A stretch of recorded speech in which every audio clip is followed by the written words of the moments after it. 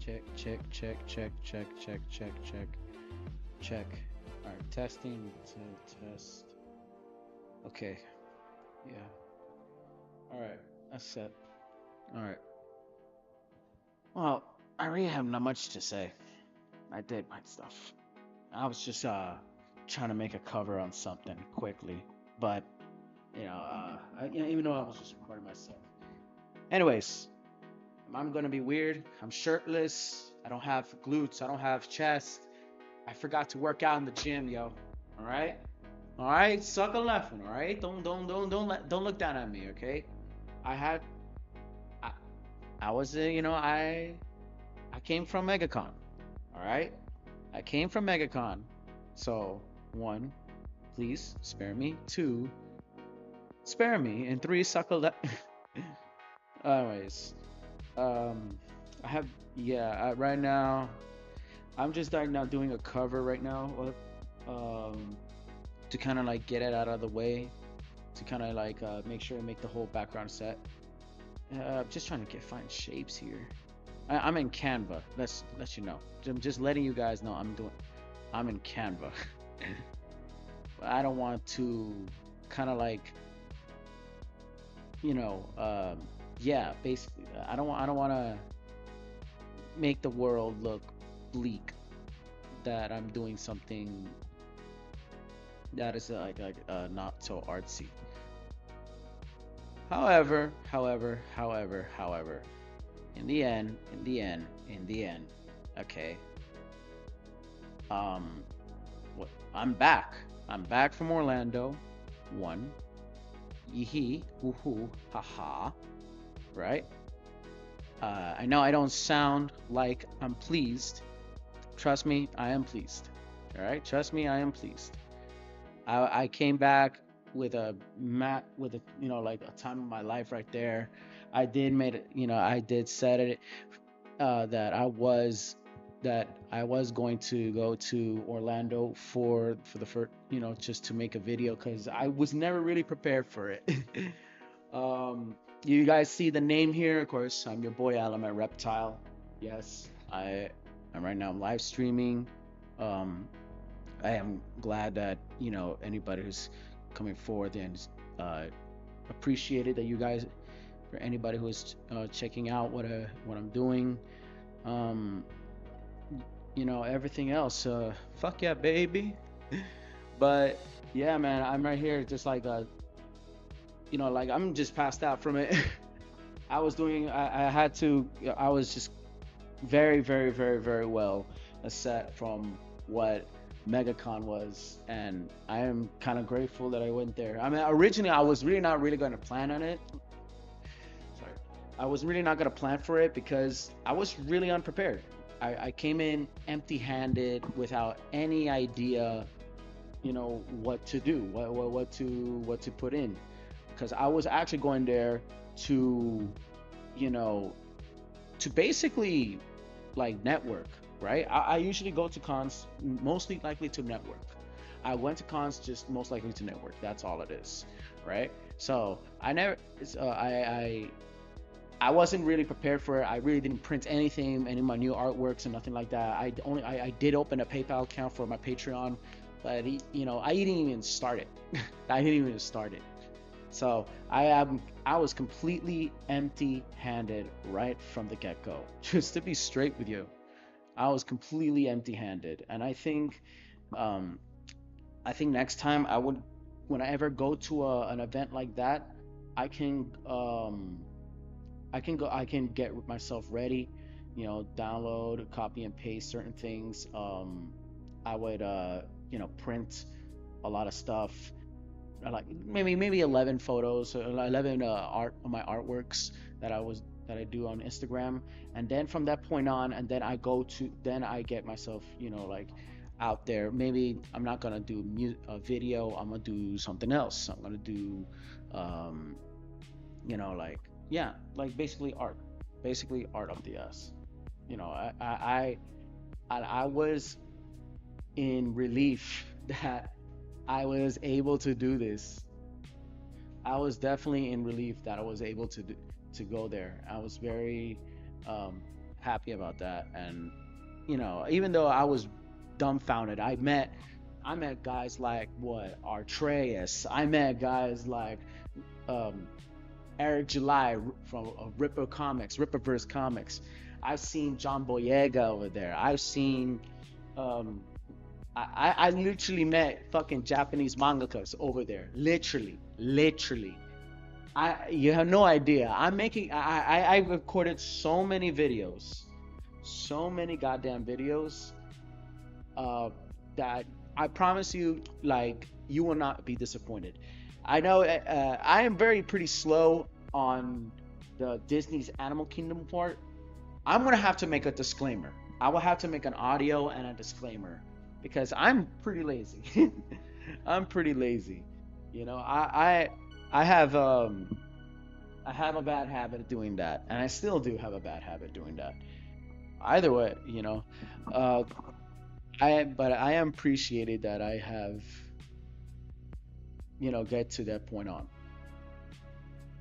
But as in such, you know, as I'm right now in the works of you know, of trying to make a new content or something like that. Now, at the same time, you know, I don't really need with the amount of followers I have. I only just have what 87 followers. Really isn't nothing, honestly. But I don't really intend to reach for you know, fans like 100 and you know, 500. I'm not the kind of guy who reaches for that. Straight up, I'm not the kind of guy who reaches for that. Shit. This thing. Yeah, this thing hella dead. Yeah, you hella dead, boy. He's hella dead. He's hella dead. Hold up. Yeah, this thing's hella dead. All right, I gotta hang on a second. I gotta change this.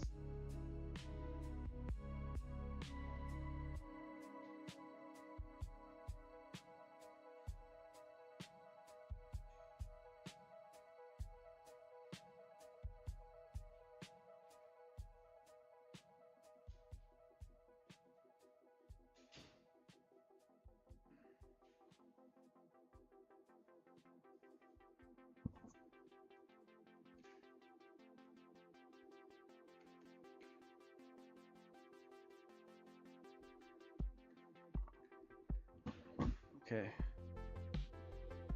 All right. Sorry. I'm going. I came back acting like freaking Mario Judah on a music video. I see when I see a pink pussy, when I see a, you know, a little nigga that he can't run away from me. Now, I can't. I said it such a white way. When I see a little nigga trying to run from away from me. No mine, no mine. I have found you, nigga. Don't you run from me, nigga. There you go. I had to fix it up. I had to fix up my whole set, my whole tone. But it's not even fun anymore because I already did it the second time.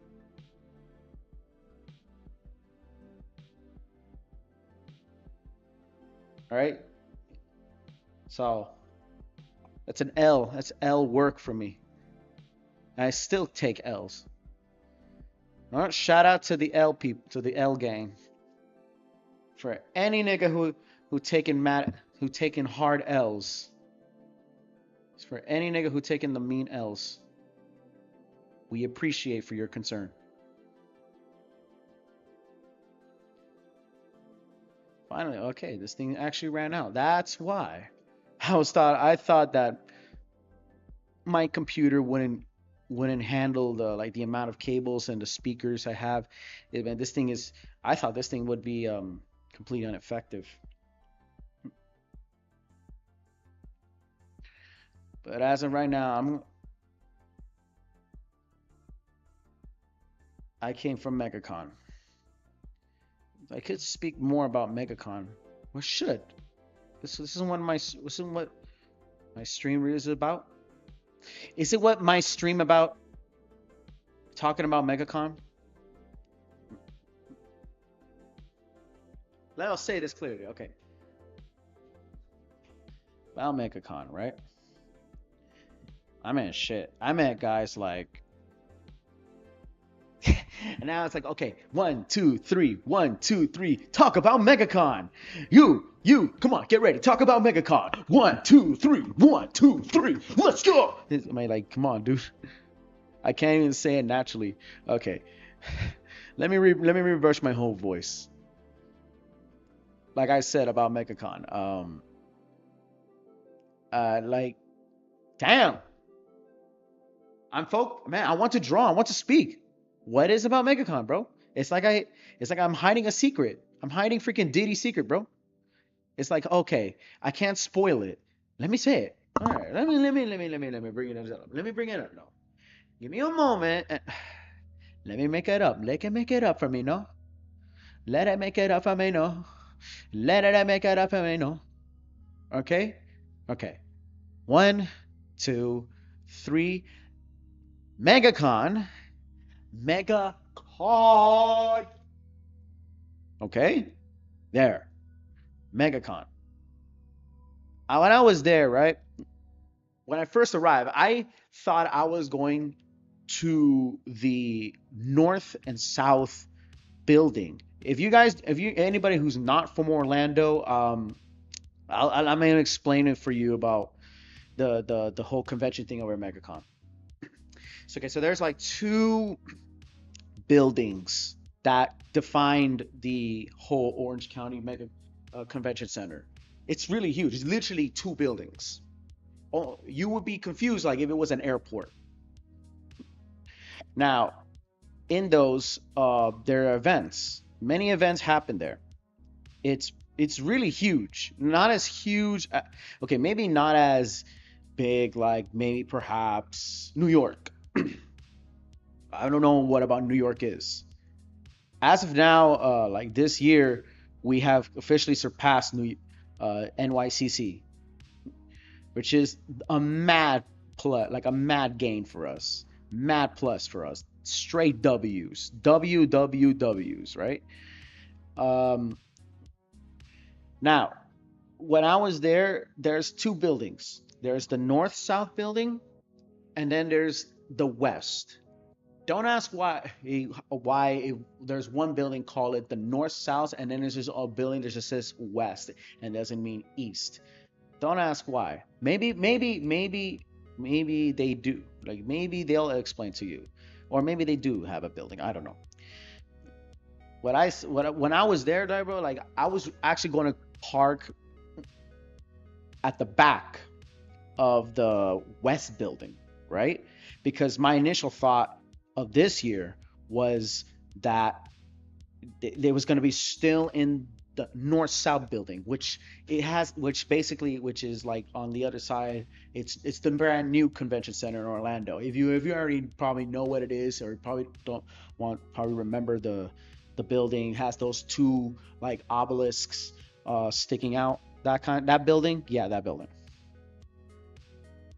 So I was there. Man, the parking was confusing as a mug. Parking was confusing as a mug. I was I didn't like I didn't knew that mega like that the back parking was for prepaid only. And I was thinking like, hey, okay, I was like, I asked the crew and I literally asked police officers, literally asked 12, like, hey, where's the public parking, not prepaid? It's like you had to go to the other side.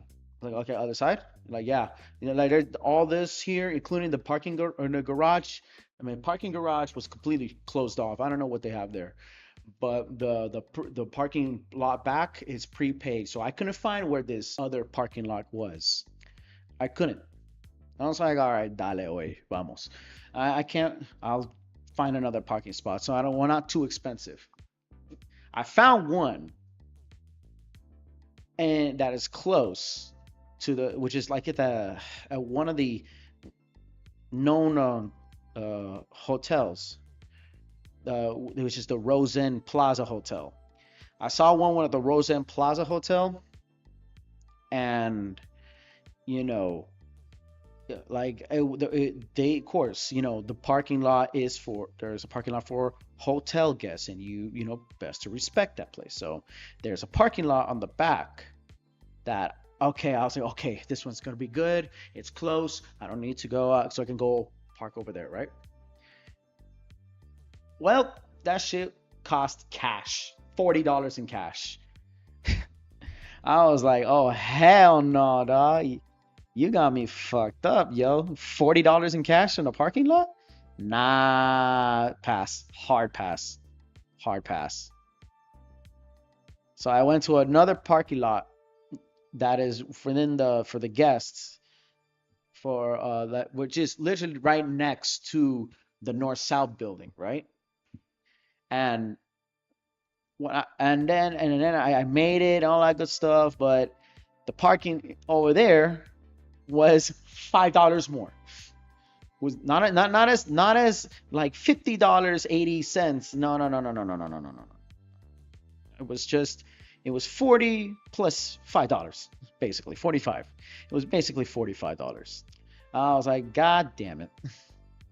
Yet again, I was going there blind. I really had no preparation whatsoever. I had no preparation. I was just going there. All right, I'm going in and get out, right? With my camera and everything. So I did. And as I was going there, right, and when I was there, and this was right, assuming that I was going to the building, right? Some right, I noticed I was following the people because I was going there at an orderly, like at an orderly direction, because sometimes because that events like that, even IAPA, which is like the international attractions of amusement parks, of amusement parks around the world, association, I think that's what it was, like anniversary or like a festival event or a convention, because that event is another event I wanted to go, but you have to pay up real good, and not only pay up, you have to wait for an actual membership. You have to actually prepay. I don't know what's the whole kind of I like concept to that. I don't know what the whole process to that. Maybe I'm just assuming. Yeah. So the whole north south building, no one was going there. So right. So, but I had no clue. I was just following everybody. I went to the whole convention when I was there, and I was following the people. That's where the word MegaCon showed up, and I was like, oh, there's two buildings I see, right? Now I was assuming, I really thought that the MegaCon was two buildings. Like they really going to expand this. Like they definitely will expand this. Hey man, if they do it, if they can do it, they can do it. If they can open the two buildings in MegaCon, that would be dangerous. That would be very dangerous. But you can do it. I have no doubt those people can do it. If they can, if Ultra Music Festival, which is what I'm doing right now, can able to make bigger stages, better and more groundbreaking like themings than EDC and Tomorrowland. Hey, who says they can't? Who says they can't? I really want to, right? Now, I was there when already, yeah. Now after the line, the checkup, it was a big line. I'll tell you that. I really thought, and when I was there, right, I really assumed that the MegaCon might be smaller. I really thought MegaCon might be smaller, but I was so wrong, bro. I was so wrong. I never I witnessed something so huge in my life. Though I do had a little side eye on it, a tiny little side eye on it, is that I really thought like the roofs. I remember the convention center in like on the north south building, which is the other side of the convention center. Um, I would kind of assume that that place had higher rooftops. I really assumed that because when I looked up, I always thought, man, this place is kind of low at first. Well, I don't think that that didn't really matter because like I was there, I literally asked the staff like, MegaCon is here in the West building, and they say yeah. Wait, like this is not like isn't this smaller? And they're like, no, this is the biggest one. This is the bigger one. I still didn't believe him. I didn't believe him because usually like because there were I've seen events in the convention center of the West building, usually very small. Because so I really assumed that the rooms are going to be small. I was so wrong. They opened, I don't know, like 3 miles of space, of just pure space. It looked like a factory. It looked like they opened an empty warehouse and said, and said, fuck it, we ball, yo. You can literally, if you guys don't understand, you guys, you can actually, like, it's millions of acres space, like most convention centers. So, my point of my view to this is that, right, is you can add or put an EDC or an Ultra Music Festival stage, an actual EDM stage inside with whatever the amount of space you wanted, and you will have a fucking stadium inside. Now, rooftop wise, it's a little lower. It wasn't like the from the top tower high. There really wasn't. It looked lower. I'll just say it looked lower, but everything else, man, space was fucking unlimited. Sorry, like unlimited space. And I really had me thinking, bro, somebody opened a rave party, and there were raves.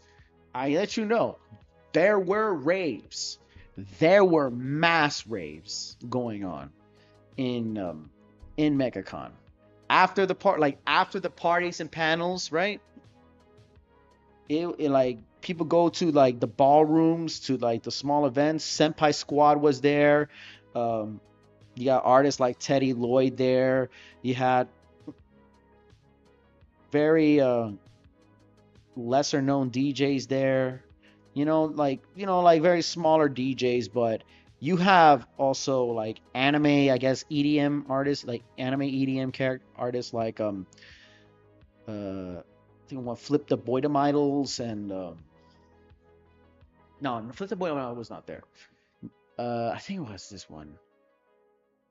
Similar Distracts, I think distribute similar distraction, something like that. One of those guys, right? Out and perhaps it's been said, oh no. There was one happy heart like a future core anime happy hardcore artist that was that I know that I heard of and I saw the name in there in the ballroom because they were at the Rosen Plaza ballroom. Uh, Kotori, which is like a yeah. Kotori is a really is within the anime community for all the otaku community in the name of EDM raves and conventions. I hear name. I only know a few names. similar similar biscuit, something like that. Um, Assertive, Ayiko, Syntheon, Katori, Teddy Lloyd, Massive New Crew, Aran, Shraver. Those artists are from Japan, right? They're from their the record label Hardcore Tennessee. Now, yeah, those guys are well known over there.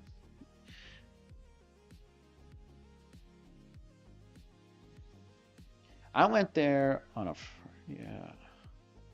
What did I went there? I went on a Friday. Yeah. So I was lucky it was on a school day. I was glad I didn't go there on a weekend. It'll be just too much. I wouldn't handle it. I really wouldn't handle. I wouldn't handle a weekend. But the panels, oh my god, like the whole line. You see artist alleys. You see there. So MegaCon was, I should say, was of course like ongoing because it's an all it's a very it's a long running event. They had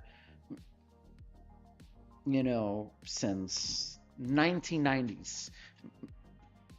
So yeah, 1990, like 1997 or 2000s. It's like 2 decades, 2 decades. So they are veterans. They have been around for a very long time.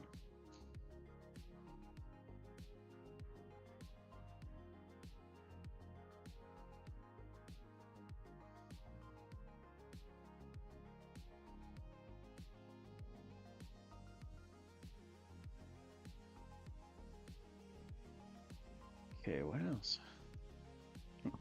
Yeah, my first time was there. Um, it was at the other building.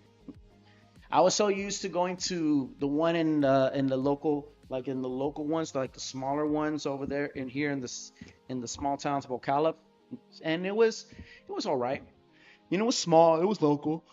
Though time progressed, as time progressed, it would grow bigger and bigger and bigger and bigger and bigger, like most places.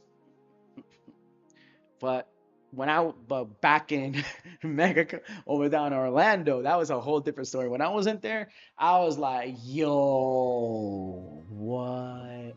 That shit was in my MegaCon. Like when I first got in there, it was the trippiest experience of my life. It was like very interesting. Yes, yes. Many people that go to those conventions, normally it's a place for you to buy things. You buy your merch because it's a market. It's a market. Most conventions are markets, basically. They are markets. They're not places to party, to jump around. You could party and jump around, meet new friends that are into your niche and into your interests, that like the pop culture stuff. But it was marketing. It was like basically a lot of people drawing and selling their stuff. You have commissions. Here's this amount of money, and these are people trying to do their very best. I'm buying this. I'm gonna support you and all that good stuff. People have their Patreon. People have their Instagram. I have many business cards. I have many business cards at the time. When I went to the first MegaCon, I was actually nonstop networking. I was showing people my art. I was learning um, um I was learning their feedbacks. I was getting feedbacks, you know? There are feedbacks that were good, some feedbacks were bad, I was getting feedbacks. And I did had like people were like, "Hey, we'll talk to you later on. I'll get some interest to you." Right? I go to their website, you know, trying to log into their place. I use their business card and they see what they do, see what I can do for them, like a stuff. It was quite a picture. It was quite the picture. Like those cons have been generational. Like that MegaCon did not play. It was when I was there, like when I was right at the, and then when I was the first time, and I hear right now, as of now, it's been said right now, as of now, that that that place is now officially. It's been said this year, the year 2026. The record said now it has officially surpassed 280K people. 280K as of 2026. It was branded as like one of the largest like events in the South, because we in the South. This is the South, the Eastern United States, right? AX Anime Expo is the biggest of all, like throughout the United States, like point blank. The most famous is San Diego Comic Con because of all the industries and like the pros highlighted industries that are there.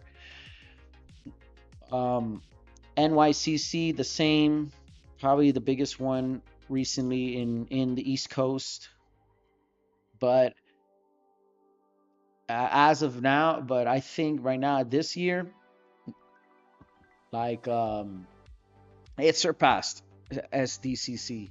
It has surpassed NYCC, which is way bigger than the than here. We will have to see what MetroCon has to do, or Matsuri, bigger than Matsuri, Anime Matsuri in Texas, bigger. So we have officially reached number one, the number one. And it wasn't for the industry. And there's a big difference between that. See, SDCC is known for is mainly known for this, for the upcoming new projects and the new the new projects, right? New projects, the new concepts and announcements going on, and the celebrities with their own stuff, big markets, big logos, all that, the most mainstream shit, right? I say in the con here, it was the biggest one that was actually for the fans. This place was actually meant for the fans. It was never a concept of that. Maybe except the theme parks. The theme parks, they had their sneak peek events like Halloween Horror Nights. If only I ever dared to go to Halloween Horror Nights, man. If only I can go to Halloween Horror Nights. Bro, I could have been there. Oh my God. If only I could go if only I knew they had the panel of Halloween Horror Nights, and Jack the Clown was there, and with a new Horror Nights original character, a brand new Horror Nights original character was there too. If only I knew what was happening, what was going on over there. Pero hey, fuck it, we ball, right? I wind up seeing Rippaverse. I actually minded to go to the Rippaverse booth because Eric July was there. And then on the get-go, crazy enough, when I was in the line to see Eric July, and he was there, and Eric July was there from Rippaverse Comics, right? Freaking the new Blackstreet gang was there. The Blackstreet Mafia was there. The fucking Blackstreet Mafia was there. Like, oh, I saw literally Atreus. I saw Atreus over there. I'm like, yo, Atreus. I was like, yo, what's poppin'? You remember me? Like, I need to remember you. I don't remember you. I'm like, yeah, it's me, Element Reptile. Like, oh, you that nigga. So I'm like, yeah. I know you're here for hungry or alcohol. I'm here for bitches and all that good stuff. Well, I really didn't mean to say it. I fumbled my freaking greeting with him. I really did fumble my fucking greeting with him. But still, I met him on the line to see Eric July. So I actually recorded videos. I actually did a video. And then not only that, there was a TikToker there too. You got mad celebrities. You were mad YouTubers, mad celebrities. There was even VTubers, but that I didn't go to there on Sunday. They came in on Sunday. Not to mention, I was at the panel. I went to one panel. Besides the Disney adults, I didn't go there at Disney. I was gonna record Disney adults, but not really. But I did went to one panel with I think with an actress. Hold up a second. That was the actress who was well known for Austin Powers. She was the actress. Yeah, that's her name. Who's she? No, Elizabeth Burley? No. Which one? I remember seeing one. Heather, yeah. Heather, Beyonce knows? No, Heather Graham. Heather Graham. Yes. Okay. Yes. Heather Graham. I went to there was an official panel of going to see that actress, Heather Graham. She was there, and I did ask questions. She's the one. She was best. She was famously known for the second, for the second Austin Powers. Yeah, she was there on the second Austin Powers. You know what I also saw? One of the two guys from Reno 911. I saw them, and they were literally cosplaying as the Reno 911 crew. They were literally cosplaying as the Reno 911 crew.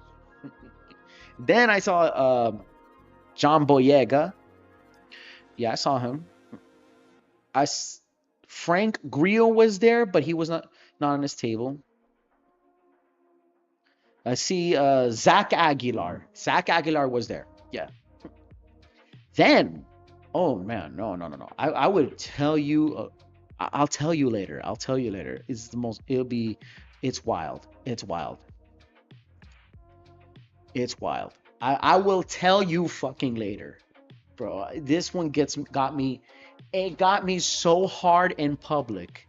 All right, I didn't know. I was just looking at these celebrities, but I was hard as a brick. I was bricked up without noticing. Anyways. Like that. There was a lot of things happening, like usual. There was even the U.S. military there too.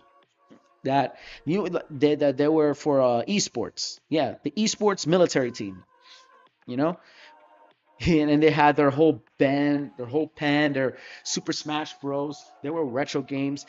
Now people will be asking. I've seen YouTube videos of some cats saying bro, why Comic Cons are not about comics anymore. You're wrong. You're very wrong. When I was there, there were a lot of merch of comics. It's just that the comics are not about Marvel or DC anymore. I've seen very independent made creators over there. See, the MegaCon compared to the MegaCon compared to the San Diego one is vastly different. Again, SDCC is where the big studios are, the big factory workers, the main makers, the main makers over there, especially AX and Anime Expo. Right? AX, you got Billy, you got Webtoons over there. You have Shonen Jump and Viz Media and all that good shit over there, right? California is as a dying state. It still has those big titles. Yeah, California has those districts, right? It's just that here in Florida, particularly the 407, the City Beautiful, and there's more. It's more for the fans and the experience. It's more for the fans and the independent people. And if you see that and if you guys were there, anybody was there, um, you know, there were celebrities. There were a lot of famous people, you know, but that were just coming back as a reunion. Like there was the Lord of the Rings reunion with the main cast, the Lord of the Rings, Elijah Wood and the others. You know, I think Ian McLean. I don't know if Ian McLean was there, but you had John Cena. There was no plan at all. Frank Grillo, no plan at all. It was there talking about, you know, their works after, right? After the event, you know, after their stuff. They had a reunion. John Cena was there. There was no concept. I'm prepared to make this and this and that. No, there were not. There were not. There were not. I was just, hey, I'm talking to my fans. I'm talking to my people. All right. I'm about to talk to my people, basically. That's the main difference. Giancarlo Desposito, there was no new trailer, no nothing. Unless they do wanted to bring that out. There was no trailer, no nothing. Those mainly people were just basically returning casts. But even so, oh yeah, was wild too. The K-pop, the cast of K-pop Demon Hunters was there too. So people were going fucking crazy. But I didn't really care about that. I really cared about if the rave parties fucking free. I want to roll balls on a rave.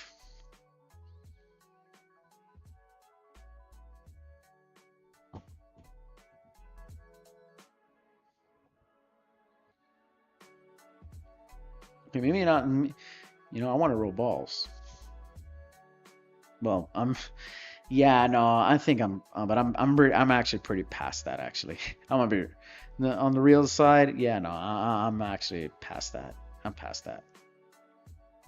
I'm not. I don't really do drugs. I'm just saying that as a stupid expression. But those rave parties actually are way better than clubs.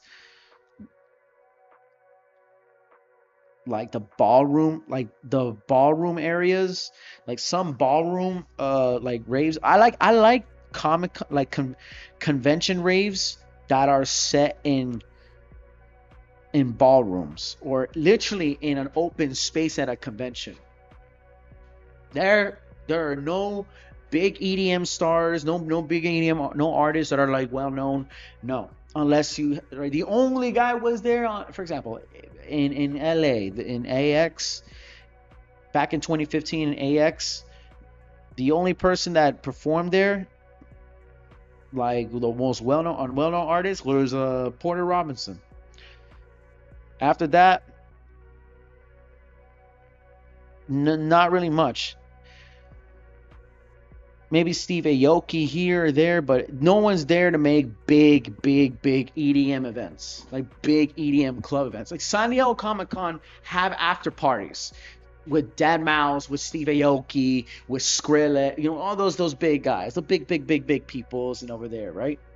AX had, I think 2025 or 2023, they had fucking Shaquille O'Neal. They had the Diesel. They had the Diesel. Shaq was doing the main showrunner of their Neon District, but with the lineup with Katori, with Syntheon, with Assertive, which I like Assertive. Assertive was really good.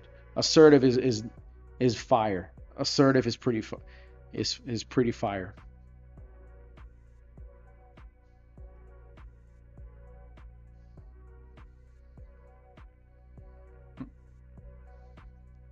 Yeah. But anyways, yeah. But like I said, it was a nice like it was place. The only thing was is that the roofs, the like the building there, it seemed pretty low. Like it seemed like the rooftops were not that high enough. It looked like it. It looked like it. And then right there, and then from there, I think oh, there was another con was there. Pros and cons. Well, another con I could think of. They don't close much. Okay, the another con was that perhaps they don't really tell. They don't. There's a lot of rooms, a lot of rooms because it's a convention. There's first floor convention and an entire space convention up top. So there's another that's another factor. That's another factor. That's another factor.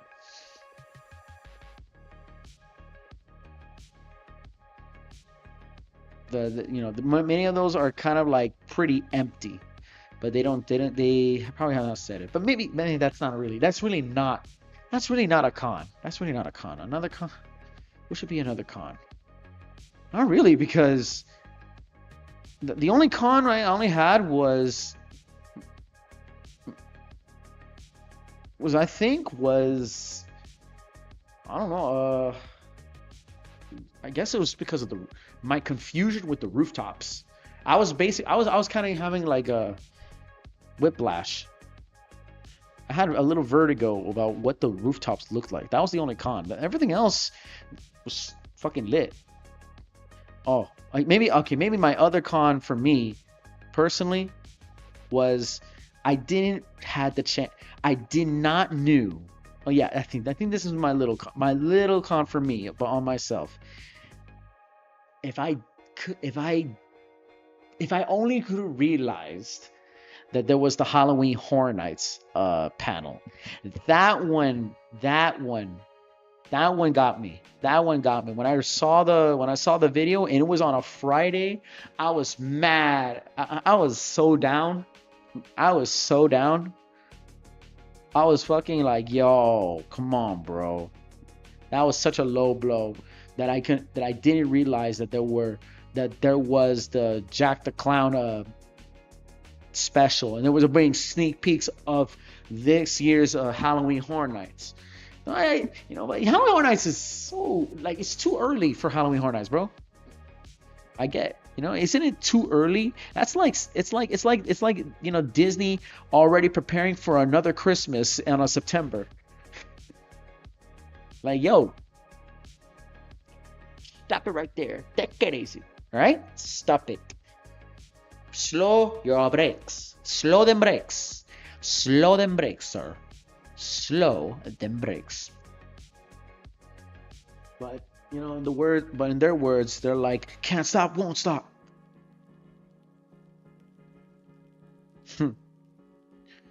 Yeah. Yeah.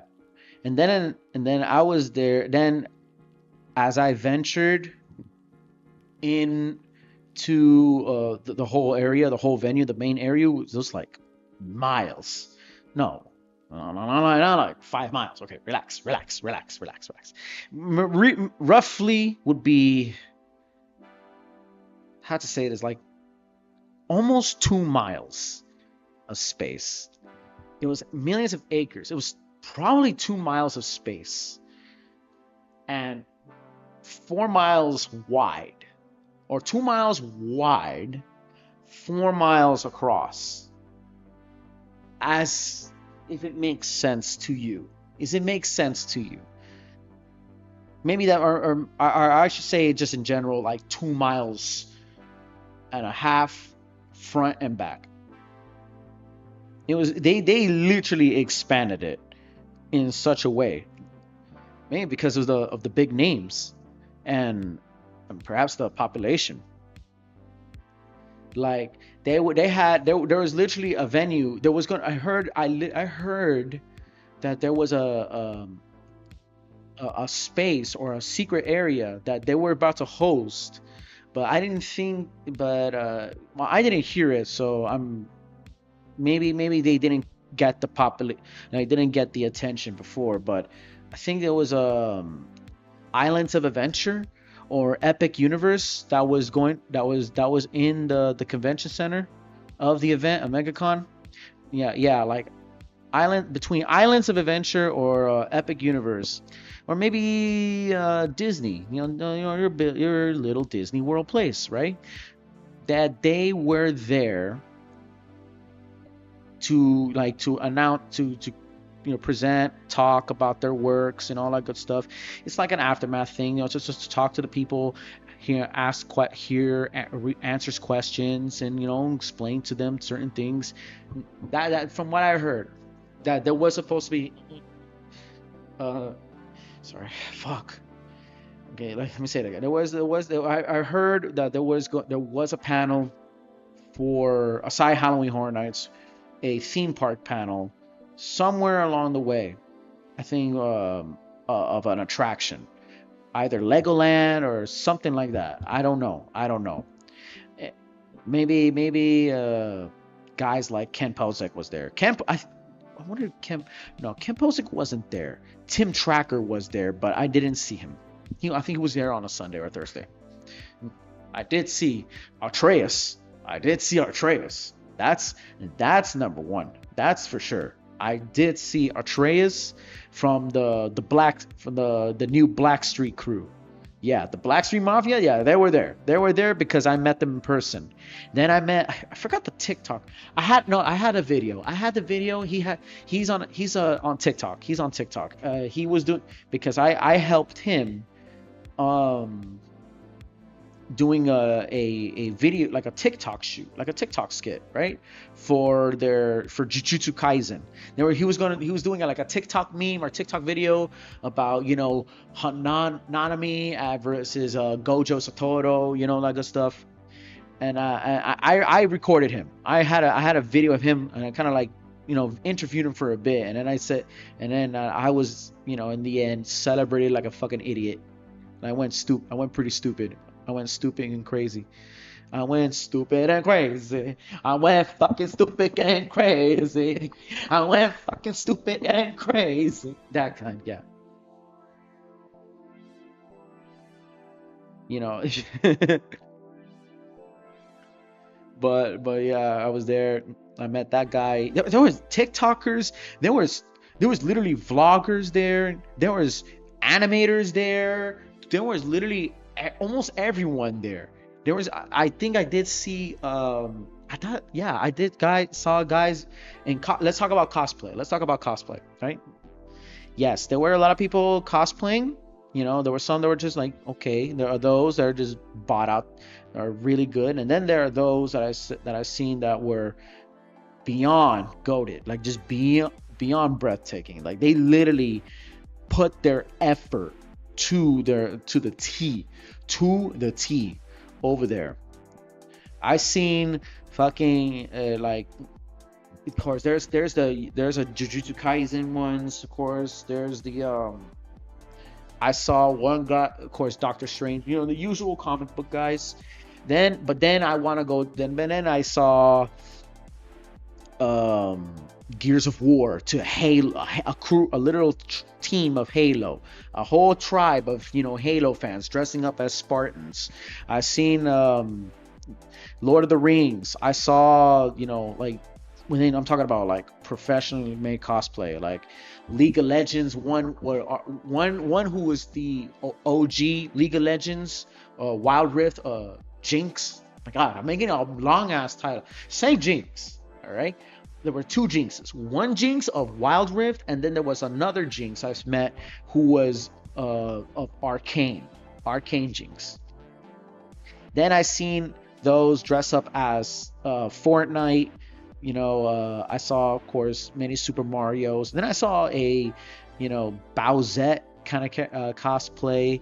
I seen Peach kind of cosplay, of course, on the high thighs and shit. Then from there, many anime. I saw ones especially gacha games, especially fucking gacha game. Oh, I knew, matter of fact, I knew without a doubt. I seen without a damn doubt. I did see. I met those cosplaying because Orlando Disney, Twisted Wonderland, and Love in Deep Space, but mostly Twisted Wonderland. I've seen Twisted Wonderland cosplays very well. I've seen Kingdom Hearts, of course. Lots of Dragon Ball and One Piece. One Piece. Definitely. Now, I'm talking now. How about put away from the Shonen Jump? Yes, there's a lot of Jujutsu Kaisen, Naruto, Bleach, Naruto, One Piece, Hunter x Hunter, freaking Dragon Ball Z, Pokemon, Yu-Gi-Oh! The list goes on. The list goes on in Shonen and Pokemon fights, right? The list goes on. The list goes on that mainstream.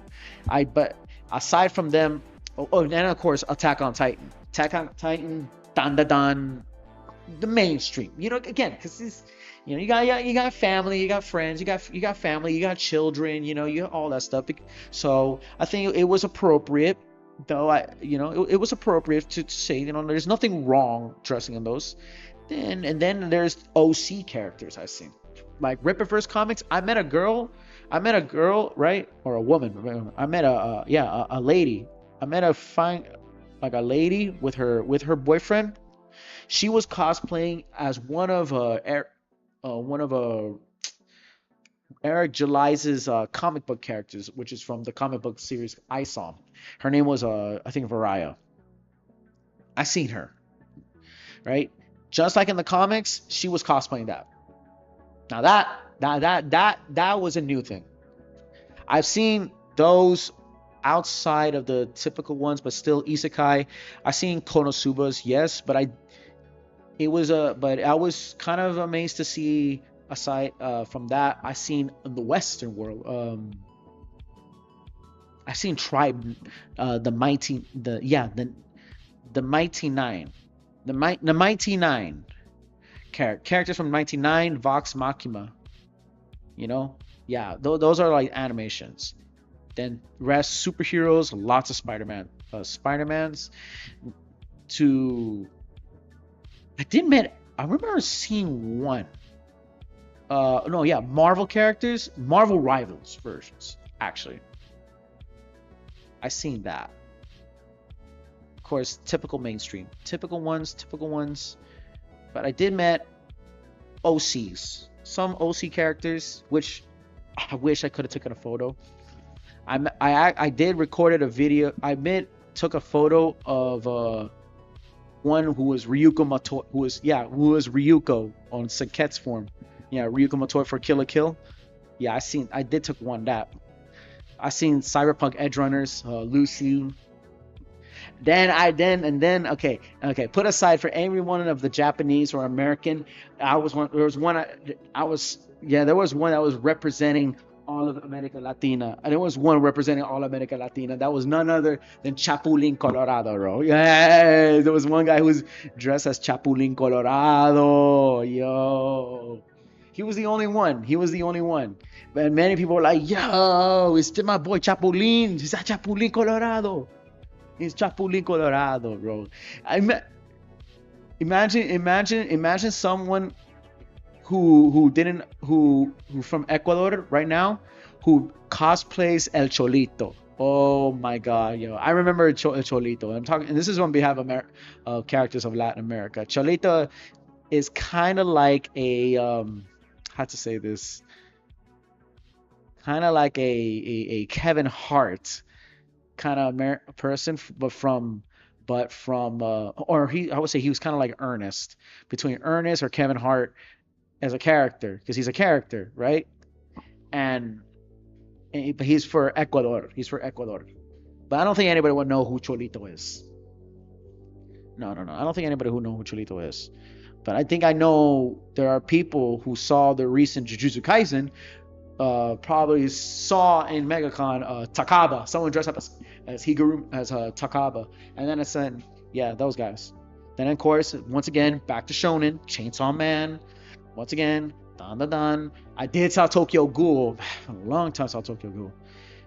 back to shonen, typical. And then of course the ecchi. Only probably the most notable ecchi characters out there was people dressing up as Rias from High School DxD.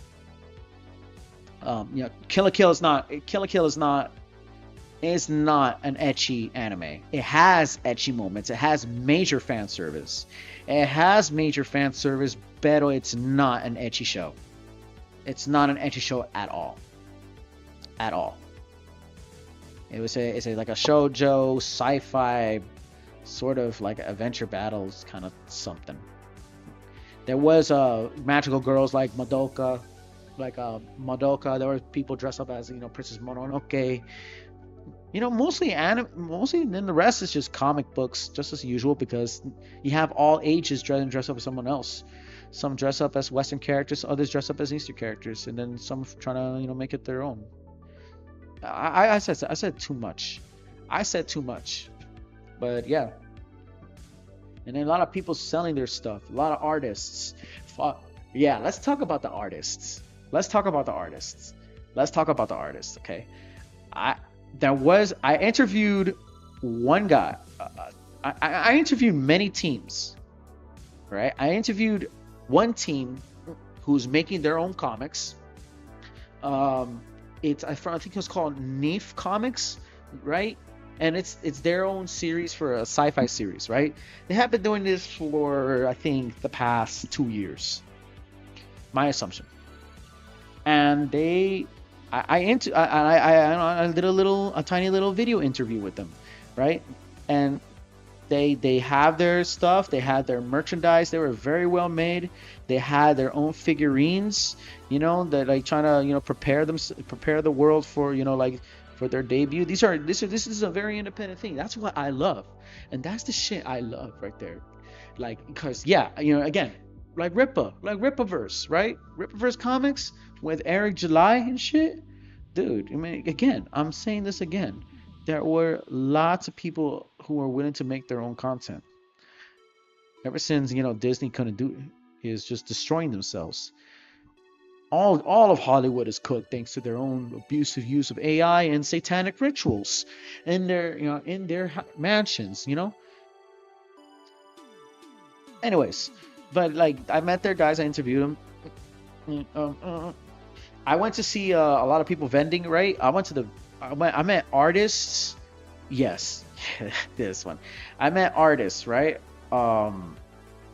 Like I think Peter Raimundo. He was a ex-assistant. He was a retired former animator assistant for Walt Disney Animation Studios, usually on the Florida district, which used to be in Orlando until 2004 or 2009.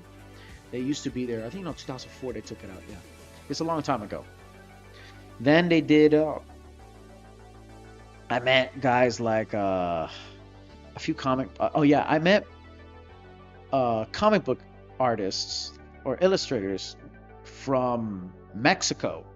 I interviewed them because we speak Spanish, so they're from Mexico, and they know for their works for one was doing a new cover for Teenage Mutant Ninja Turtles, and then I met another one who was an artist who did the card art for Disney's Lorcana, and she's from Mexico. Those two guys are from Mexico, right? And they were sitting on a circle in the same in one booth and they were just drawing and all that good shit. Now, in that same booth, they were sitting next to 3 Japanese fucking artists. And I was like, shit, right? Like, oh shit, because I kid you not, I think you've not seen in my last stream, I did discovered one mangaka, she's a mangaka, right? That I found on Twitter, who was there, and I met her in person. It was none other, and if you guys heard of this one, she's a mangaka called none other than Sunao Saito. Sunao Saito, right? Now she's recently has doing her works for her own, I guess, like live action romance, fantasy, adventure or action. It has action in it, but it's more likely a princess romance in it. I think it's called her dojin, her not dojin, because there's 4 volumes in this shit. Her own series goes by the name of re, Gentleman Reincarnation, I think. Yeah, Gentleman Reincarnation. I think something over there, up from that point on. Let me see. Let me make it. Let me find out. I know that. I know. Sunao Saito.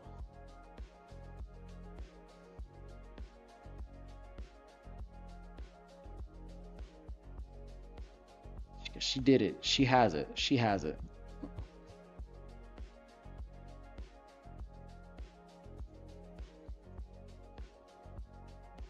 Right here. Let's go see. She has it.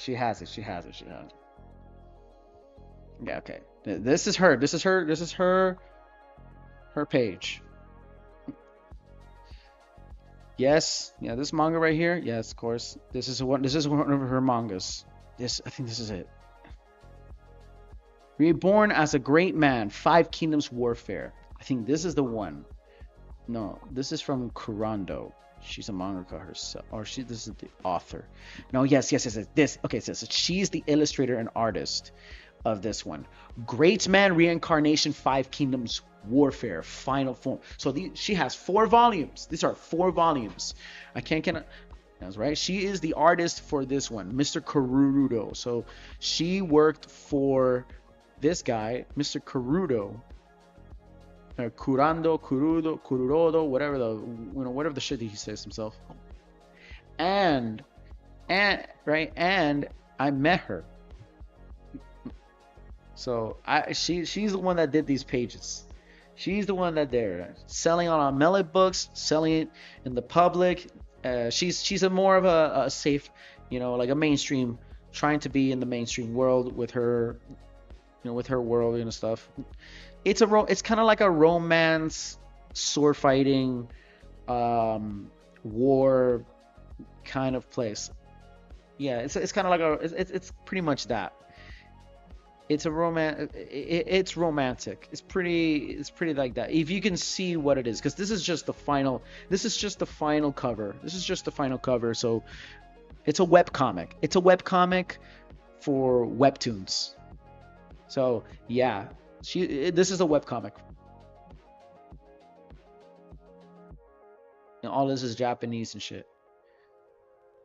Melon Books and everything. Yeah, no, this person. Yeah, this person did it. This is entirely web comics, romance, fantasy, isekai, slop, but not pretty much that. It's a princess shoujo isekai romance kind of fight, action, kind of adventure kind of thing, right? So I met her in person. Yes, everybody there speaks Japanese. So there's 3 artists. Her, another one called Genki, and then came another one, Masaki Sato. That isn't right, Masaki Sato. Now, with him, I kid you not. Let me say this very clearly in full screen, okay? I am going to draw. Let me say this very clearly.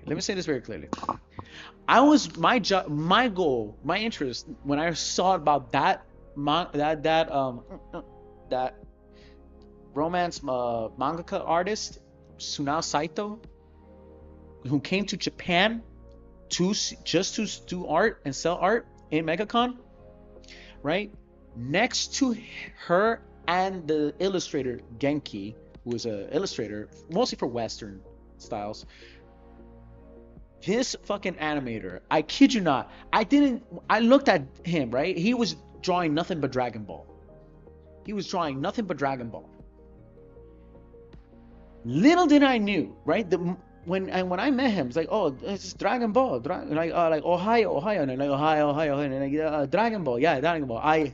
He was like, oh yeah, I created it. Like, Wait, you the one who created it? I thought no. He said no. He said he's the one that animated Dragon Ball Z. I was fucking blacked. I was fucking blacked out when I thought her when I realized I'm looking at someone who was the one of the OGs animators of the OG Dragon Ball Z. I was like, get the fuck out of here. You're sitting in a small circle. This nigga's sitting in a small circle with three artists, right? With two other Japanese artists and two Mexican artists. You're telling me right now, in this right in front of me, even though both of you need one of them's a translator, whatever, that you are the fucking artist for that animated that Dragon Ball Z, and you came in? Nah, wait, what? What? I literally recorded the video. You actually see my reaction. You literally need to see my reaction for that. Because it was such a trip that there was an OG, not literally the OG. No. The OG needs a bigger table, but he was one of the OG animators who animated the original. Who animated the original Dragon Ball, the original Dragon Ball Z. Oh my god. It was a mean trip. He did the illustration. He animated both the original Dragon Ball and Dragon Ball Super.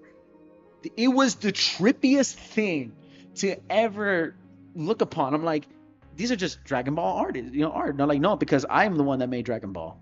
I'm the one that made Dragon Ball. And aside from that, they are drawing, busy drawing, like Marvel superhero characters and all that good stuff, and like maybe one Hunter x Hunter kind of artist. The rest is just basically Marvel and DC Comics. Because they were in the West, they want to say, oh, I want to present Comic Con, so I'm going to draw comic book characters and all that good stuff. That kind of shit. They all speak Japanese, but the other ones were from Mexico. So I interviewed them, and he didn't know. The guy next to him, and the guy who was, right, the Mexican artist who was sitting next to one of the fucking soldiers of the OG freaking Dragon Ball. He didn't know. He was the one that's busy doing a cover for the original Image Comics of Teenage Mutant Ninja Turtles. It was a trip. It was a mean trip. And it doesn't stop there. There were, I was, right? And as I was there, I was like, okay, I'm going to go leave them be, let them do their thing, again, they don't know how to speak. They were Japanese that just came in. Though not before I did started asking them one peculiar weird question. And that question was, where do they know about Zip Air? Right? Zip Air. Now, if you don't know, ever heard of Zip Air, Zip Air is, I guess what you say, like a budget-friendly American Airlines, basically, for the Japanese, because they did a announcement months ago where there will be direct flights from Orlando to Tokyo, Japan.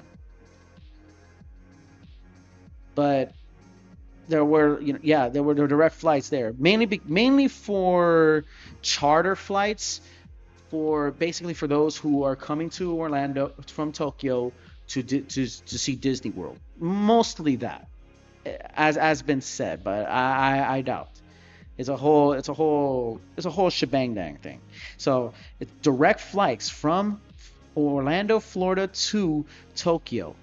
Can you imagine how freaking grueling and freaking tiring and stressful a flight like that? Because you're not just going you're going on a direct flight, right? You have to fly all the way up to New York and do a whole round, and then you gotta pass Alaska just to make time fly. It's literally a 20-hour flight because you are flying to a whole other side of the world. It's not a pretty flight, man. I feel for these people, but hey, they came in, right? They came in. I met those artists, yes, bro. I met more other artists too. There are other artists that I remember following on Instagram. Mirka Andolfo was there, but she was not in her fucking table, bro. Oh my god! When I first saw I was at the artist alley, and there was the famous artist over there. Um, I did have one. I met one over there in the same building was with with Masaki Sato, Genki, and all the Mexicans, right? It was a Mexican lady who did, I think her name Gabrielle Norella. I did asked about her, talked to her, say, hey, how you doing? And like I mean, yeah, I like this, mucha gusta, todo eso, and then we talked about art and stuff, and did ask her about, it reminds me of a bit like Dave Alvarez, and she jumped up. She literally jumped up like, oh, Dave Alvarez, Dave Alvarez. Me encanta Dave Alvarez, me encanta Dave Alvarez. Like Simón, ese man es una, ¿quién sabe? Una legendario, porque he animated, because he's more like an assistant animator for many, many, many cartoons. So yeah, that one. And then I saw Mirka Andolfo. I saw Mirka Andolfo. Then literally a table, and the name says Mirka Andolfo. I was like, dog, you had no idea. Elias Shasazovich was there, yo. But not Joe Benitez. Joe Benitez was not there. Not Ray Q wasn't there. Saikima-chan wasn't there. But I did met an artist. There was a furry artist. I didn't have her card. No, I didn't have her card, but I met furry artists over there. Not to mention there were a lot of furry cosplayers there. There were original characters, I guess. There were furry people there. Some were amazing, great, deep pockets. Niggas with deep pockets in their suits. And then I met, right? But back to what I was saying. There were furry artists. There were I was there. There were of course other independent artists there with NSFW, which of course got my interest. I mean, shit, there was a booth. There was literally a booth that had a hentai ahegao. The girls would the tongues out. Literally ahegao hentai fucking towel just hanging over there, and a hentai fan. So yeah, man, nigga, yeah. Well, why not? Okay, there were a lot of artists I met because in the wake of people making art, why people are still so scared of it. I mean, we already made many videos. I already did videos about that kind of stuff, and my place. I set my place very firm on that kind of stuff, and that is, no, I do not refuse it. I do not reject it. It is a form of art, and however you like it. It's for adults. Well, there's art for children, and there's art for teenagers. All right, everyone's gonna have a niche, everyone's gonna have an interest, and it's gonna be catered for everyone. Not right, and not be catered for everyone. Now, you don't have to like it, but you have to kind of leave it alone. All right, walk away from it. However, I want to say this clearly.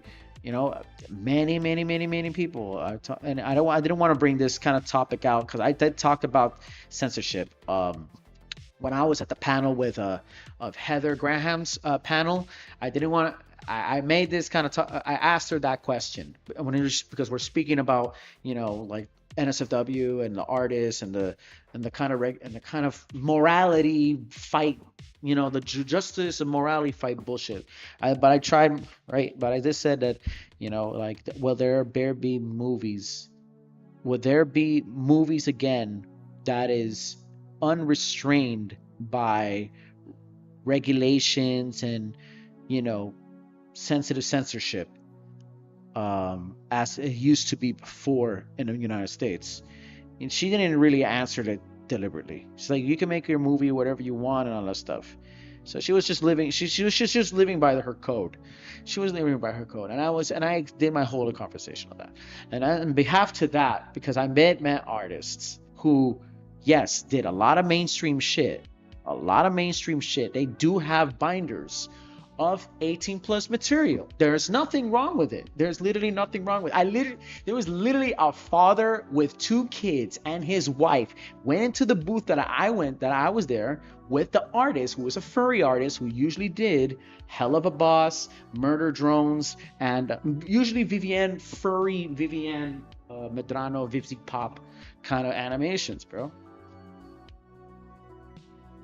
And I seen it all. I literally opened up the book.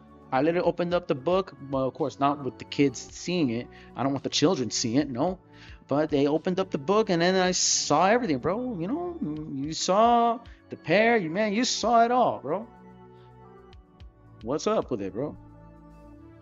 You saw the hammer going down. And all that good stuff. It's not like you're going. It's not like someone like me is gonna be so freaking sickening and psychotic enough to just open the book wide open, and then just look around and walking around like this. It's like, nigga, no, nigga, no. I'm a gooner, but I have boundaries, and I respect law. I respect law. Not every gooner. Don't assume that just because a person who's interested in gooner art is going to fucking, do the most stupidest shit, just like every feminist is trying to censor freaking gacha games. That does not work that way. I've seen body pillows. I've seen people. I literally see gay art. Guys fucking on underwears, bro, touching each other. Literally, there's literally a body pillow of 2 famous characters, half naked, touching each other, nigga, like. And people were just walking by. There's some that are like, I can't see that. And there were some, feminist bitches who were like, yeah, that's fucking hot, that kind of stuff. No police presence was there to crack down on that. Especially heterosexual things. Women, Yuri, lesbian, that kind of stuff. So that's already a far enough topic. I don't want to bring it out about, because I already made many. I'm gonna probably make more videos out of it, more videos on censorship and that stuff. But it was there. It was there because it was a fan made. It was a fan made place. It was a fan made event. But aside from that, there were artists, of course, comic book artists, brands. There were on brands. I did see there was an artist I met. Now this person now this is more of a more creative version, not drawings. This guy drew.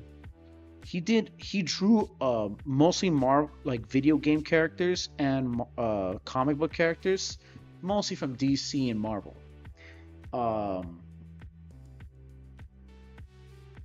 He did his art.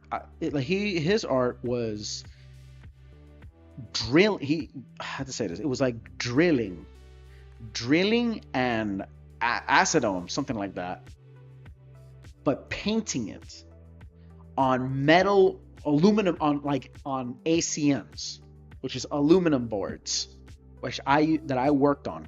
They were very metal, titanium.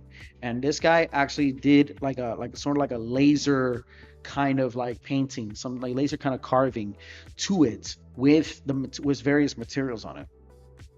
And he did those of Star Wars. He did those of Mortal Kombat, Batman,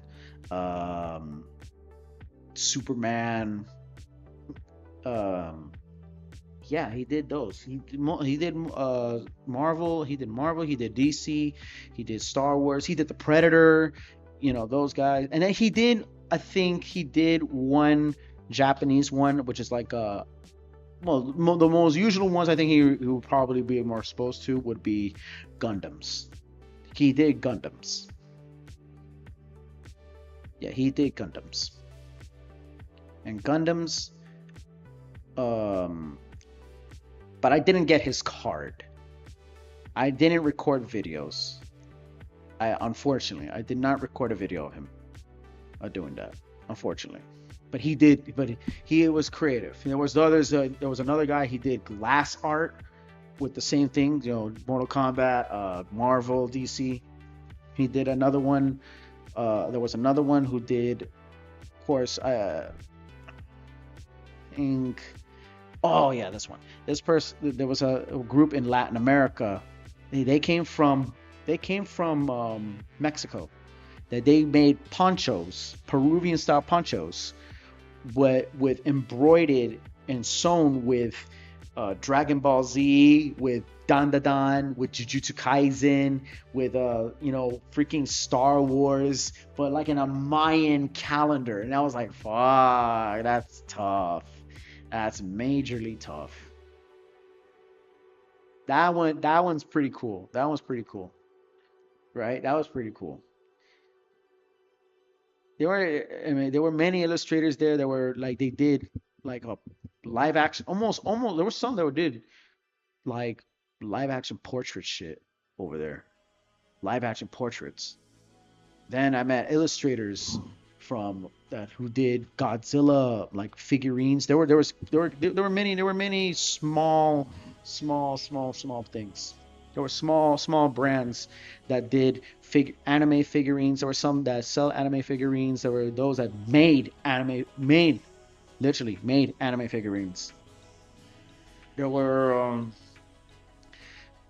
other artists. Yeah, many other artists there. Of course, there were illustrators that. I will say this too.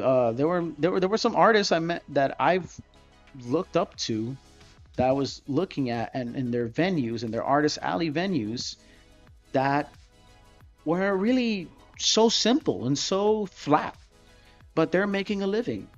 There was no they were not really good. They were not really good at making backgrounds, just like me.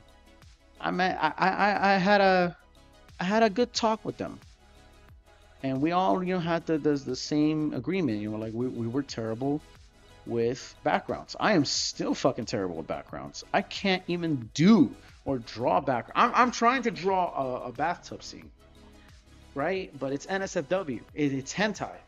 Straight up, it's hentai. But even so, like, it's still terrible. It's still terrible. I'm not really good at it. Just to be real with you. It's we talked about it. We agree with it. We know all that good stuff. But there is a niche for everybody. See, it's basically my community. It is basically my community. And then that was not it. It's not enough yet. But I was pretty appreciated that there are people that may not be good at one thing, but are good at the other. That are doing their best, and that is something worth to honor about. So then now outside, and I went to the panels and all that good stuff. There are many panels. I went to video games because I referenced to you video game characters, right, and all that stuff. I've seen video games. Of course, there was esports events going down there. Kids, there were card games. There were small places, aside from like next to like very small little children gatherings there. Yeah, there were children gatherings, break rooms over there. There was even in talks of gaming, like board games. There was Chinese mahjong rooms over there. There were retro arcades that upstairs, like up on when you're on the second floor of the convention. There was a second floor. There was a third floor. So yeah, there were mahjong areas. There were Super Smash Bros. There was a small tournament in one of the rooms in MegaCon that was hosting Super Smash Bros. Like Super Smash Bros. Tournaments. Yu-Gi-Oh tournaments. Like literally, there was literally one room I went to. There was like a Yu-Gi-Oh tournament, right? Card game tournament. It was live. It was recording live on YouTube, and they literally and the prize, they had a winning prize, and there was a tournament going there. I kid you not. There was even of course, back to the military, back to the military world, to the military side of things, because there was the Navy SEALs, there was the U.S. Navy SEALs, National Guard was there was the U.S. Army, there was the Navy, there was the U.S. Air Force. I think NASA was there when I first went there, but not really. I don't remember that, but um, there was the National Guard there. Usually the Navy, the Army, and the Navy. They're doing their esports. They were competing live um, against like against other teams. Other teams that are like civilians or their members, right? They were going live and competing in Call of Duty.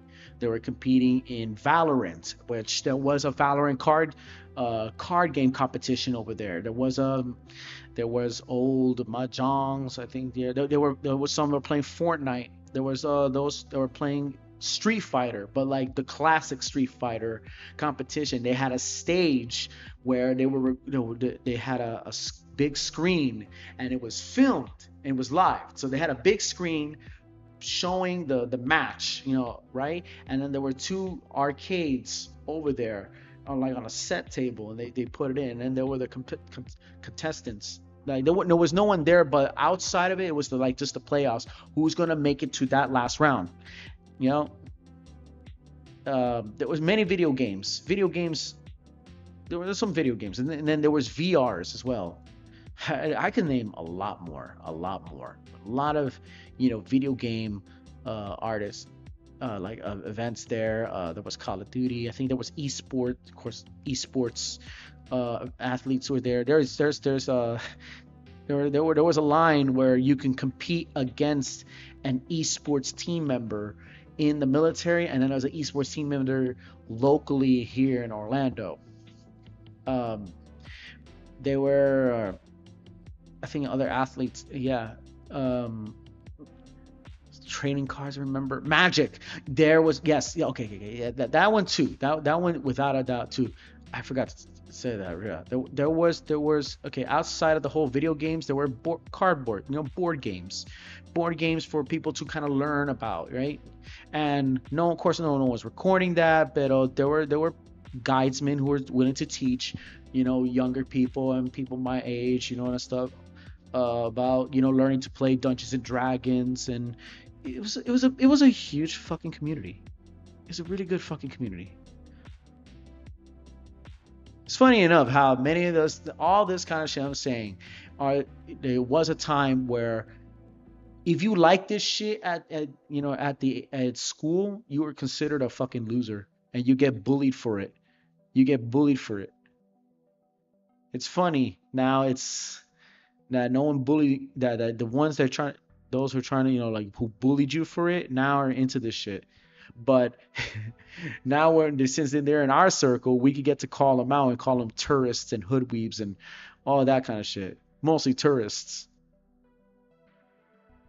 No, I don't really didn't say that in public because you look like an idiot, but you know what I mean. They come into your spaces and shit.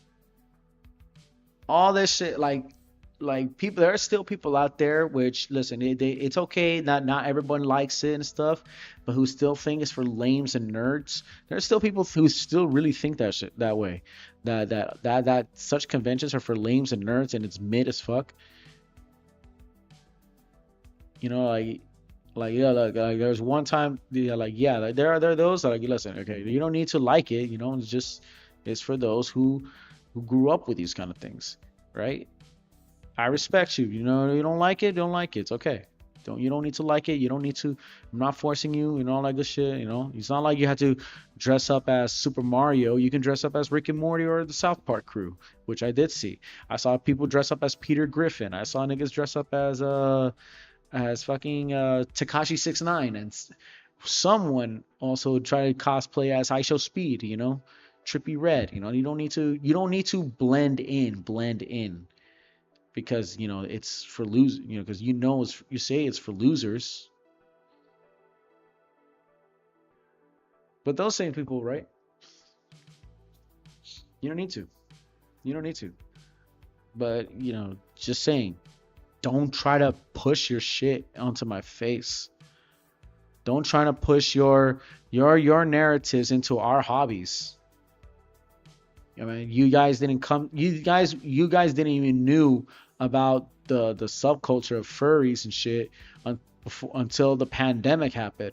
The reason why we got sorry, the reason why some of our most Comic Cons or mega cons out there in the United States or around the world now finally grew big is thanks to fucking COVID. Because you niggas are trying to jump into our space when you realized it. You realized our hobbies. You learned about Marvel. And you stay good with Marvel, yo.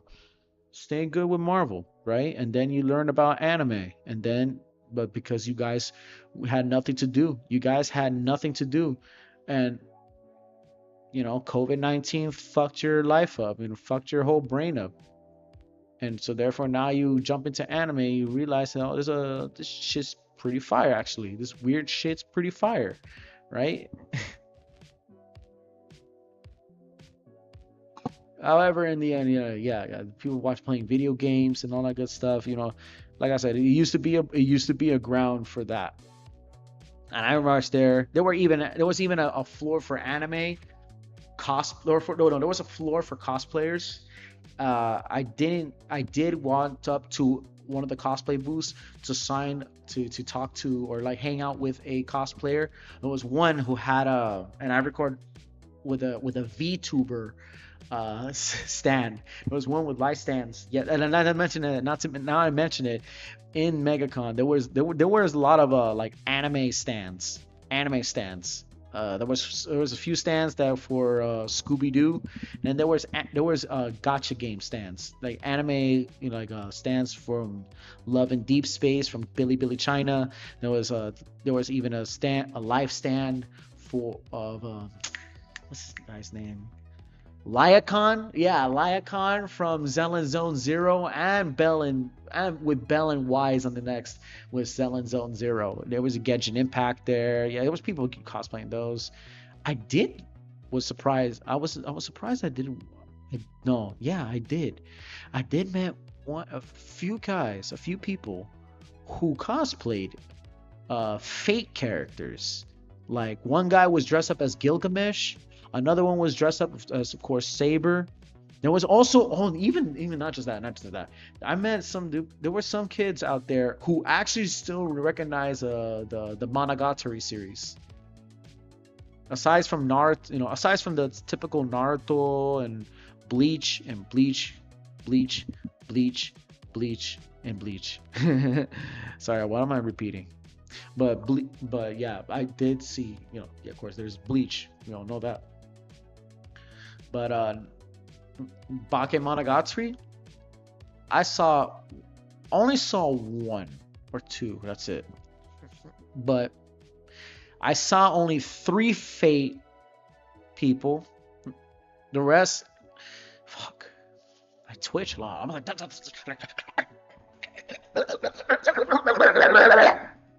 goddamn.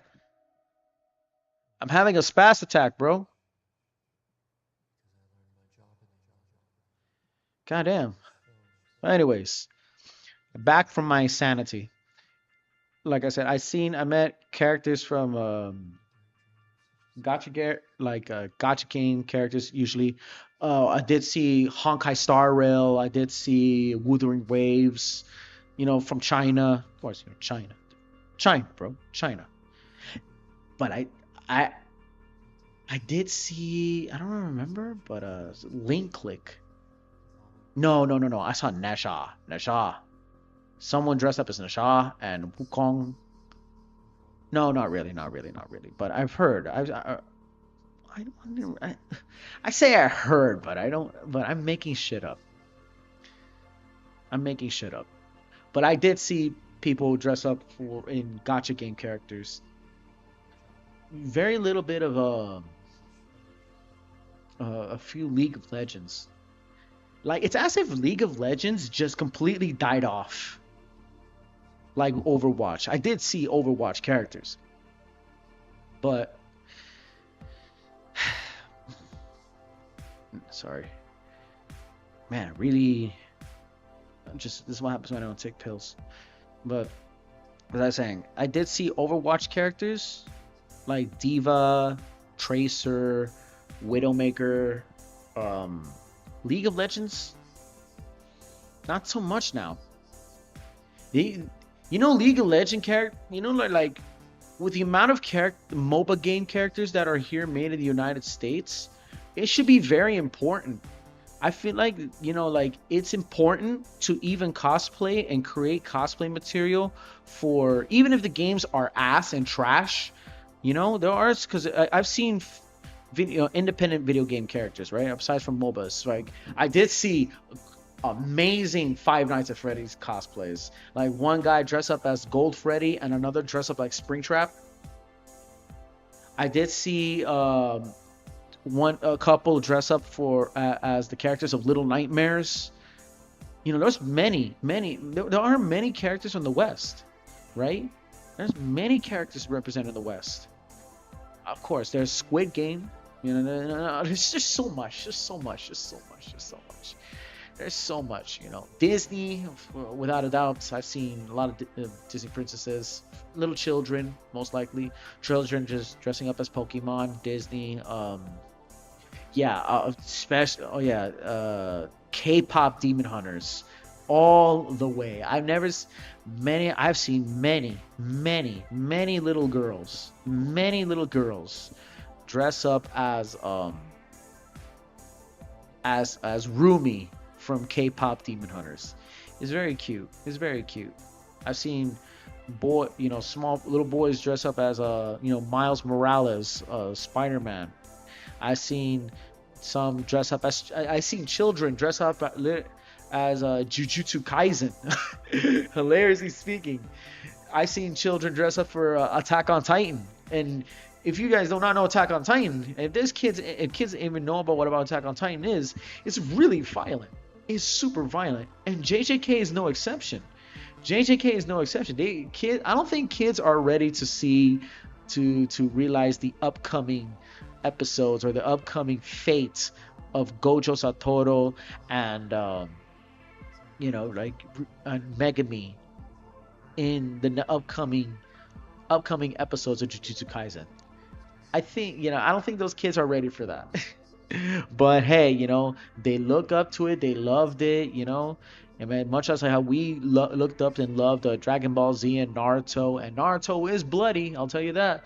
Freaking Yu Yu Hakusho and Bleach is bloody, so why not let them dress as what they are?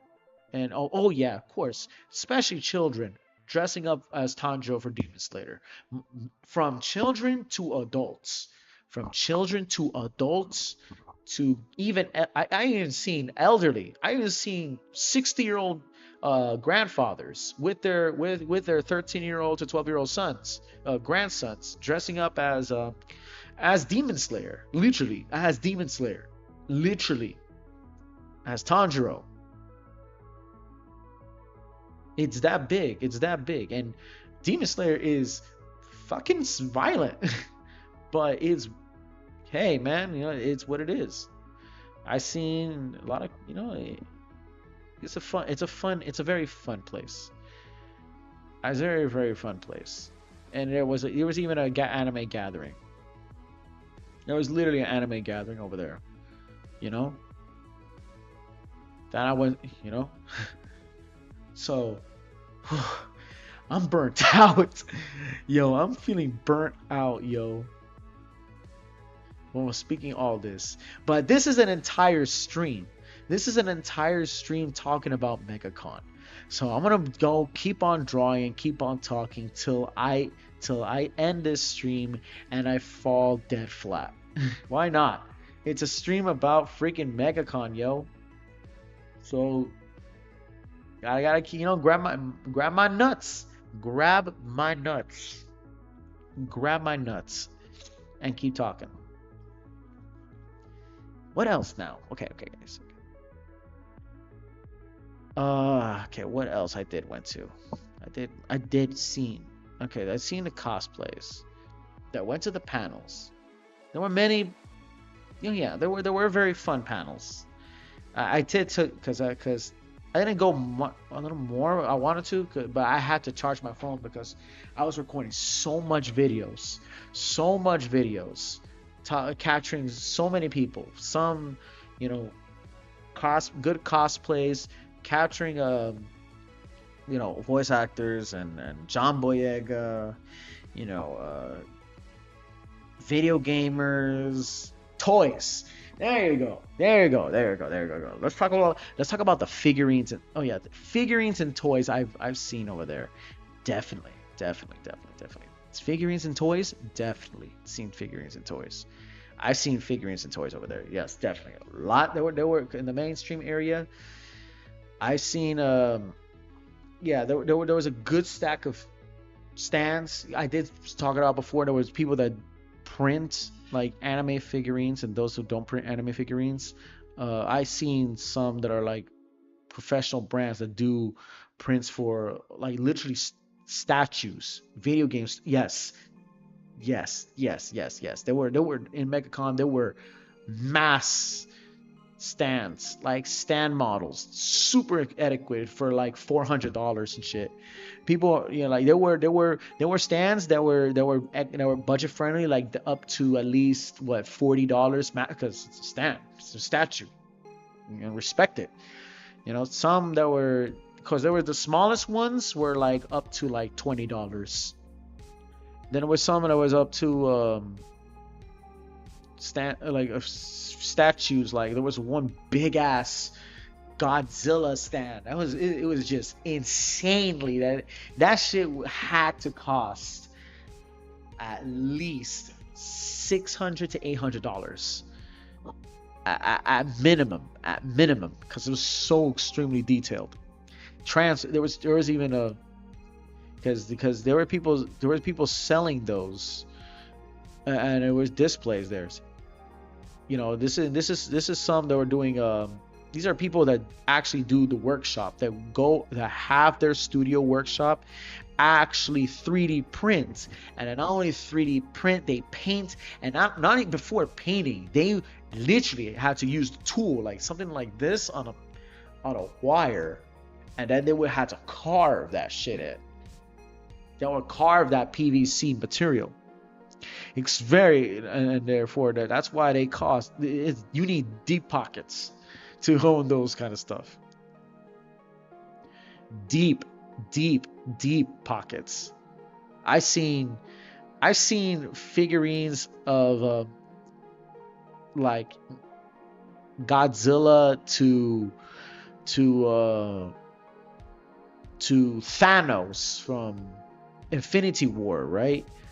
From Thanos to Godzilla to Transformers stands that are like so goatably detailed, that are super detailed, that are almost like they're like literally like from what you're seeing between my two hands.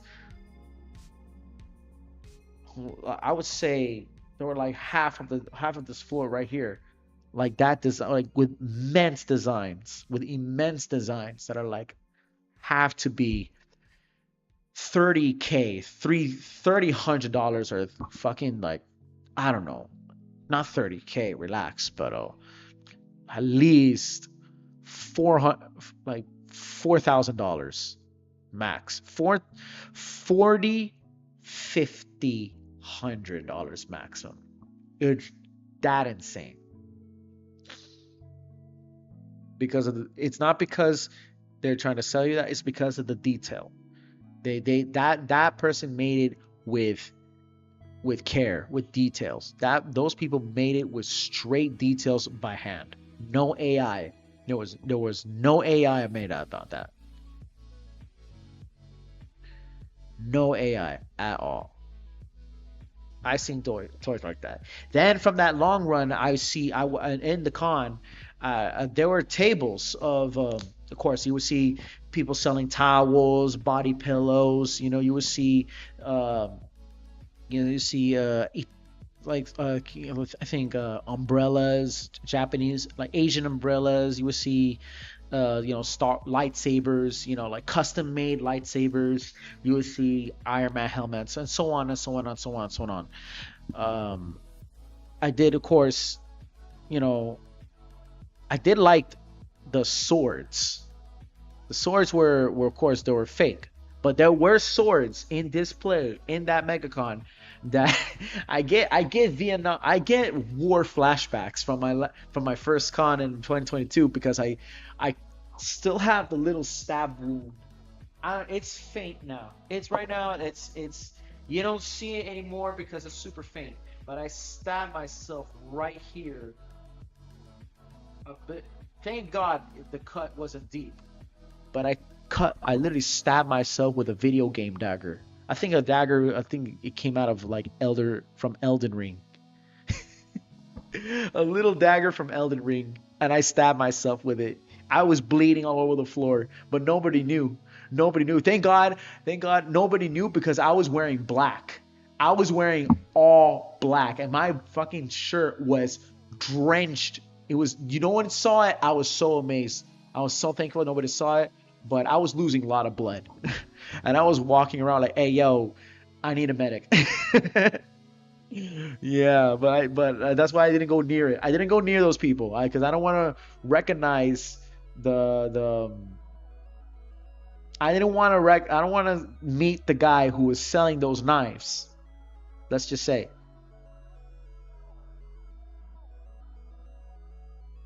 I didn't want anybody to recognize that. Thank God I'm still alive. I am so surprised.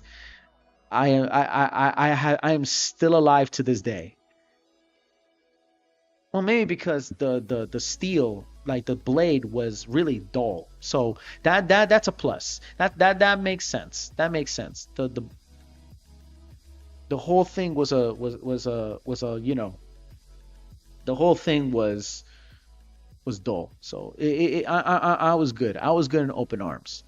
But I like the swords. Like I'm saying, back to what I was saying. I like the swords because they come from one. Some came from Devil May Cry. There were others that came from like Lord of the Rings to Cyberpunk, Assassin's Creed. Not to mention there were some good Assassin's Creed cosplays over there. I've seen, of course, Deadpool's to Wolverine claws and all that good shit. I've seen those, right? I've seen those. Then, look, once again, let's go back to figurines. I've seen Japanese figurines, comic book figurines. I've seen lots of anime figurines. Yes, absolutely. There were tables. I passed. There were two tables of just lines, like literally wide squares of just anime figurines. Of course, again, from because MegaCon is an all age event. There's families, there's children over there. Yeah. As a matter of fact, no, no, no, no, no, no, no. You know what? Let me reverse myself. Let me reverse myself. Yes, there was a mass line of anime figurines, right? So of various categories. There was Konosuba.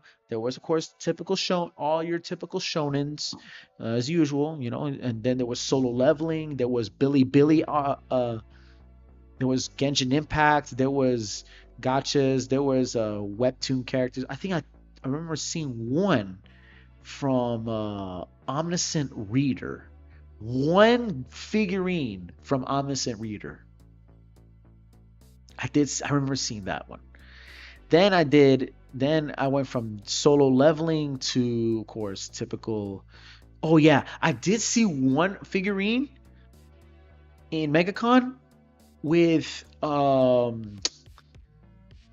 Yuki. Yuki and Yuno Gusai from Future Diary. That I did see. And I saw one figurine from Shiba Yugi, the main character for Shiba Yugi. If you have not seen the anime, go watch the anime. It's really good. Shiba Yugi. It's yeah. I seen that one. I seen that one. I definitely see that one. Shiba Yugi. And then of course I did see on the bottom, like in the bottom. There were, of course, there was, aside from that, there was ReZero, there was Konosuba, there was Sword Art Online, then to gushing over magical girls. There was like only two gushing over magical girls figurines in MegaCon. So it was a variety, let's just say. There was Hatsune Miku's, of course. There was the Vocaloid like Kasane Teto and Hatsune Miku. Many Hatsune Miku's.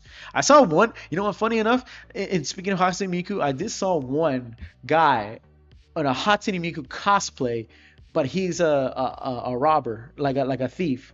He is basically a Hatsune Miku ski mask.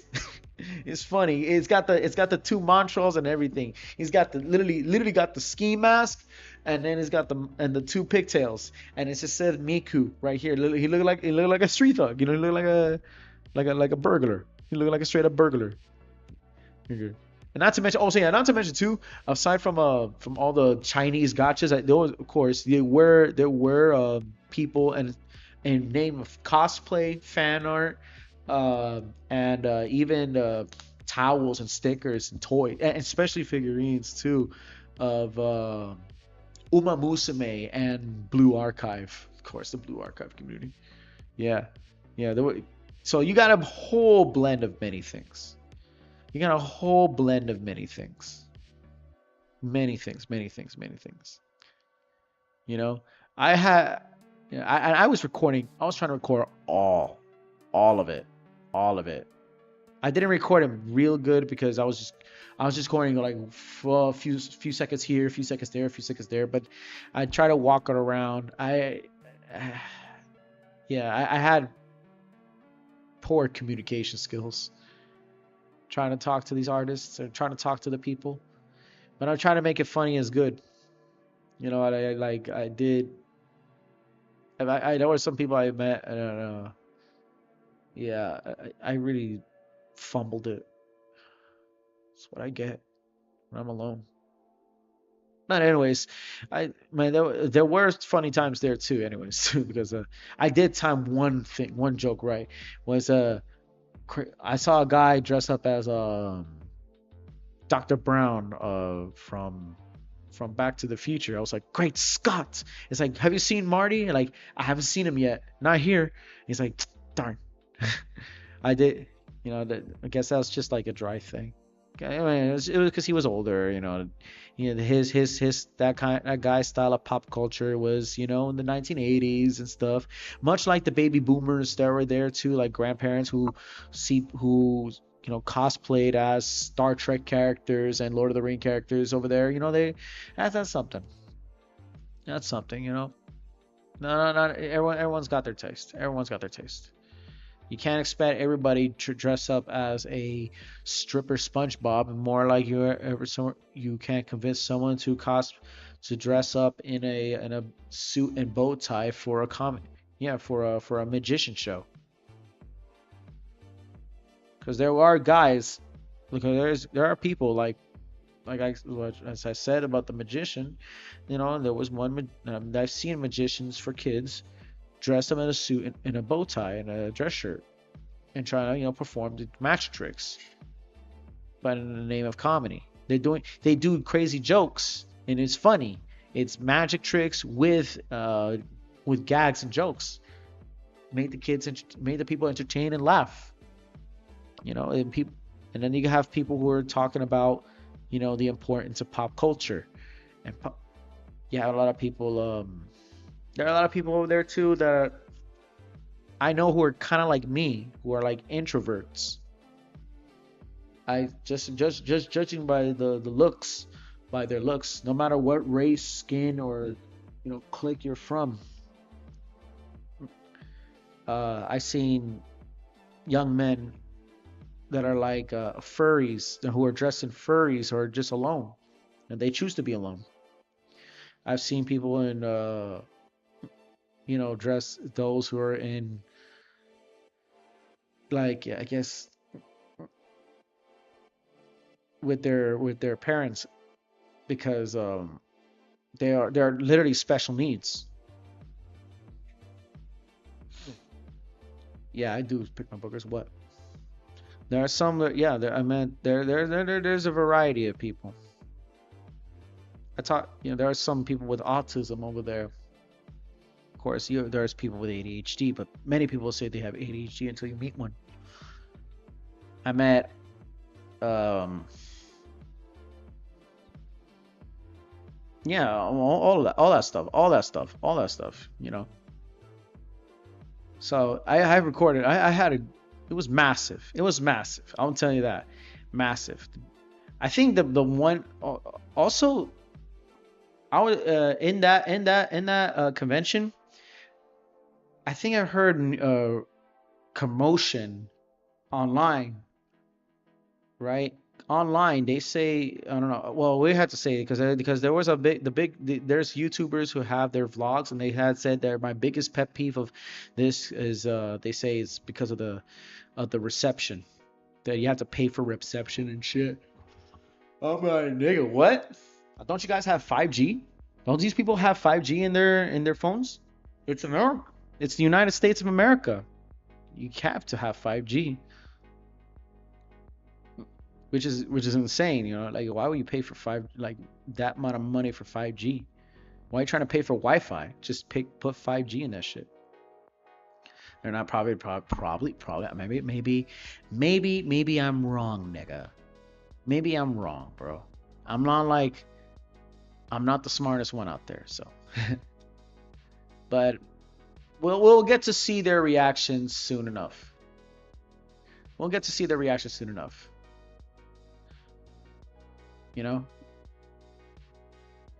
but I think my better reactions to that. I remember seeing one guy. Oh yeah, I think there was never a better reaction than I ever had was this story. This one I'm about to tell you. Okay, this is the one. This is the one I'm telling you. Yes, I did talk about, because we're going back to artists, mostly Japanese mangakas, right? Because there were manga artists in MegaCon. There's this one crazy thing that happened. Okay, so in the artist alley before I was about to leave, although I wanted to leave, but I couldn't because there's so much shit to do over there. I met a mangaka artist, a Japanese manga artist, right? In the artist alley, next to guys like Paul Romero, Mirka Andolfo, Richie Lin, I think more other comic book artists. Joe Coleman, I think, not Joe Coleman. His last name is Coleman, but he spent years on it. He spent years working with Tim Jones, and both DC, Marvel, and even sometimes Dark Horse Comics. Right? There was this mangaka that I was looking at him, right? He had his own manga. He was doing a commission to do he was doing a Godzilla illustration, but he was doing the classic King Ghidorah, the 1960s version of King Ghidorah, right?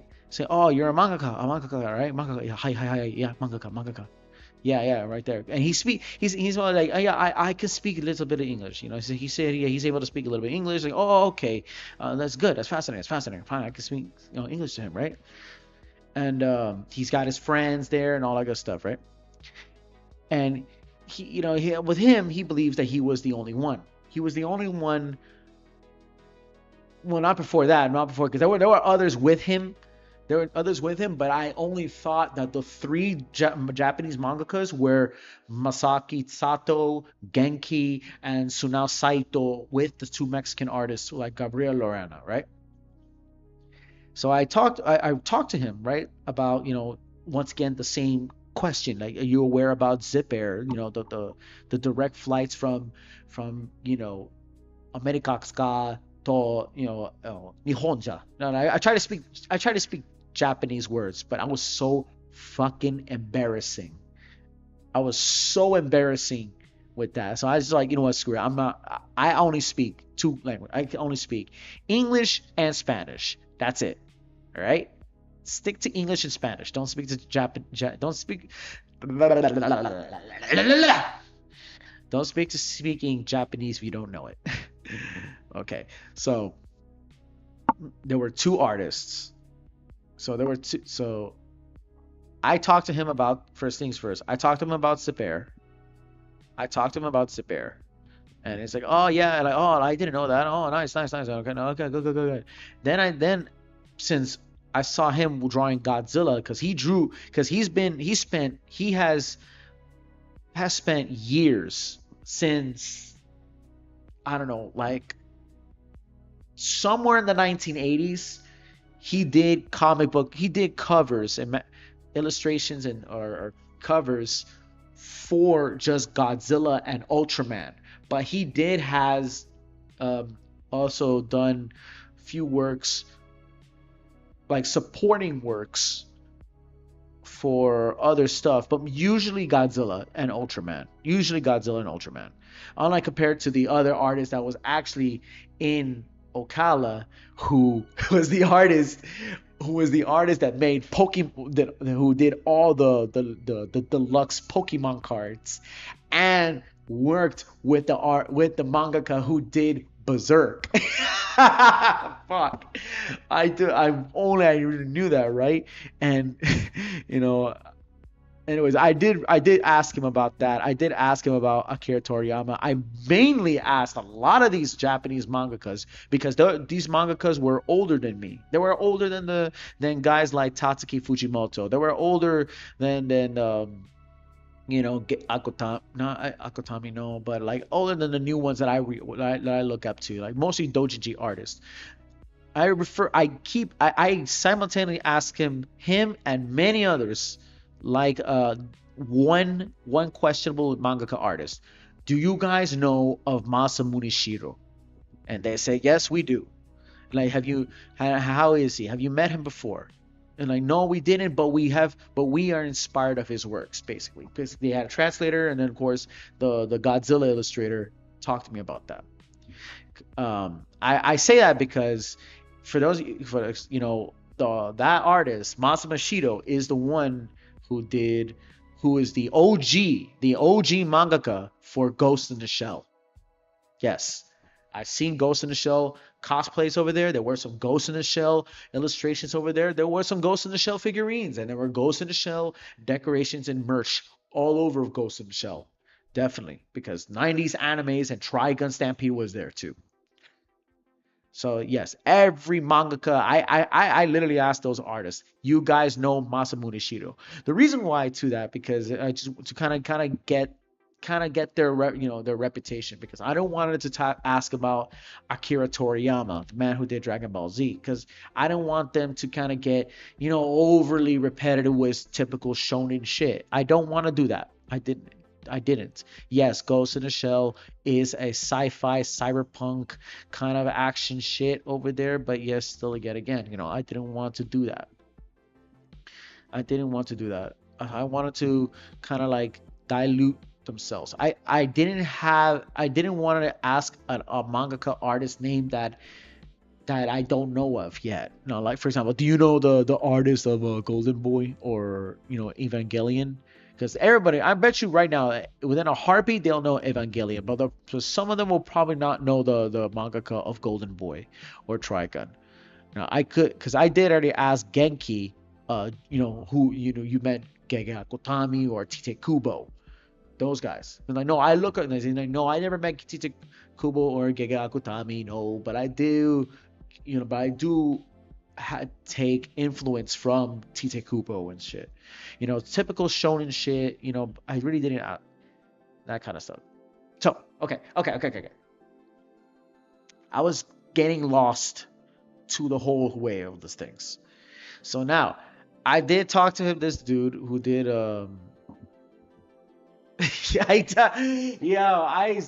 I went a complete left turn. I forgot to talk about the whole story about this thing.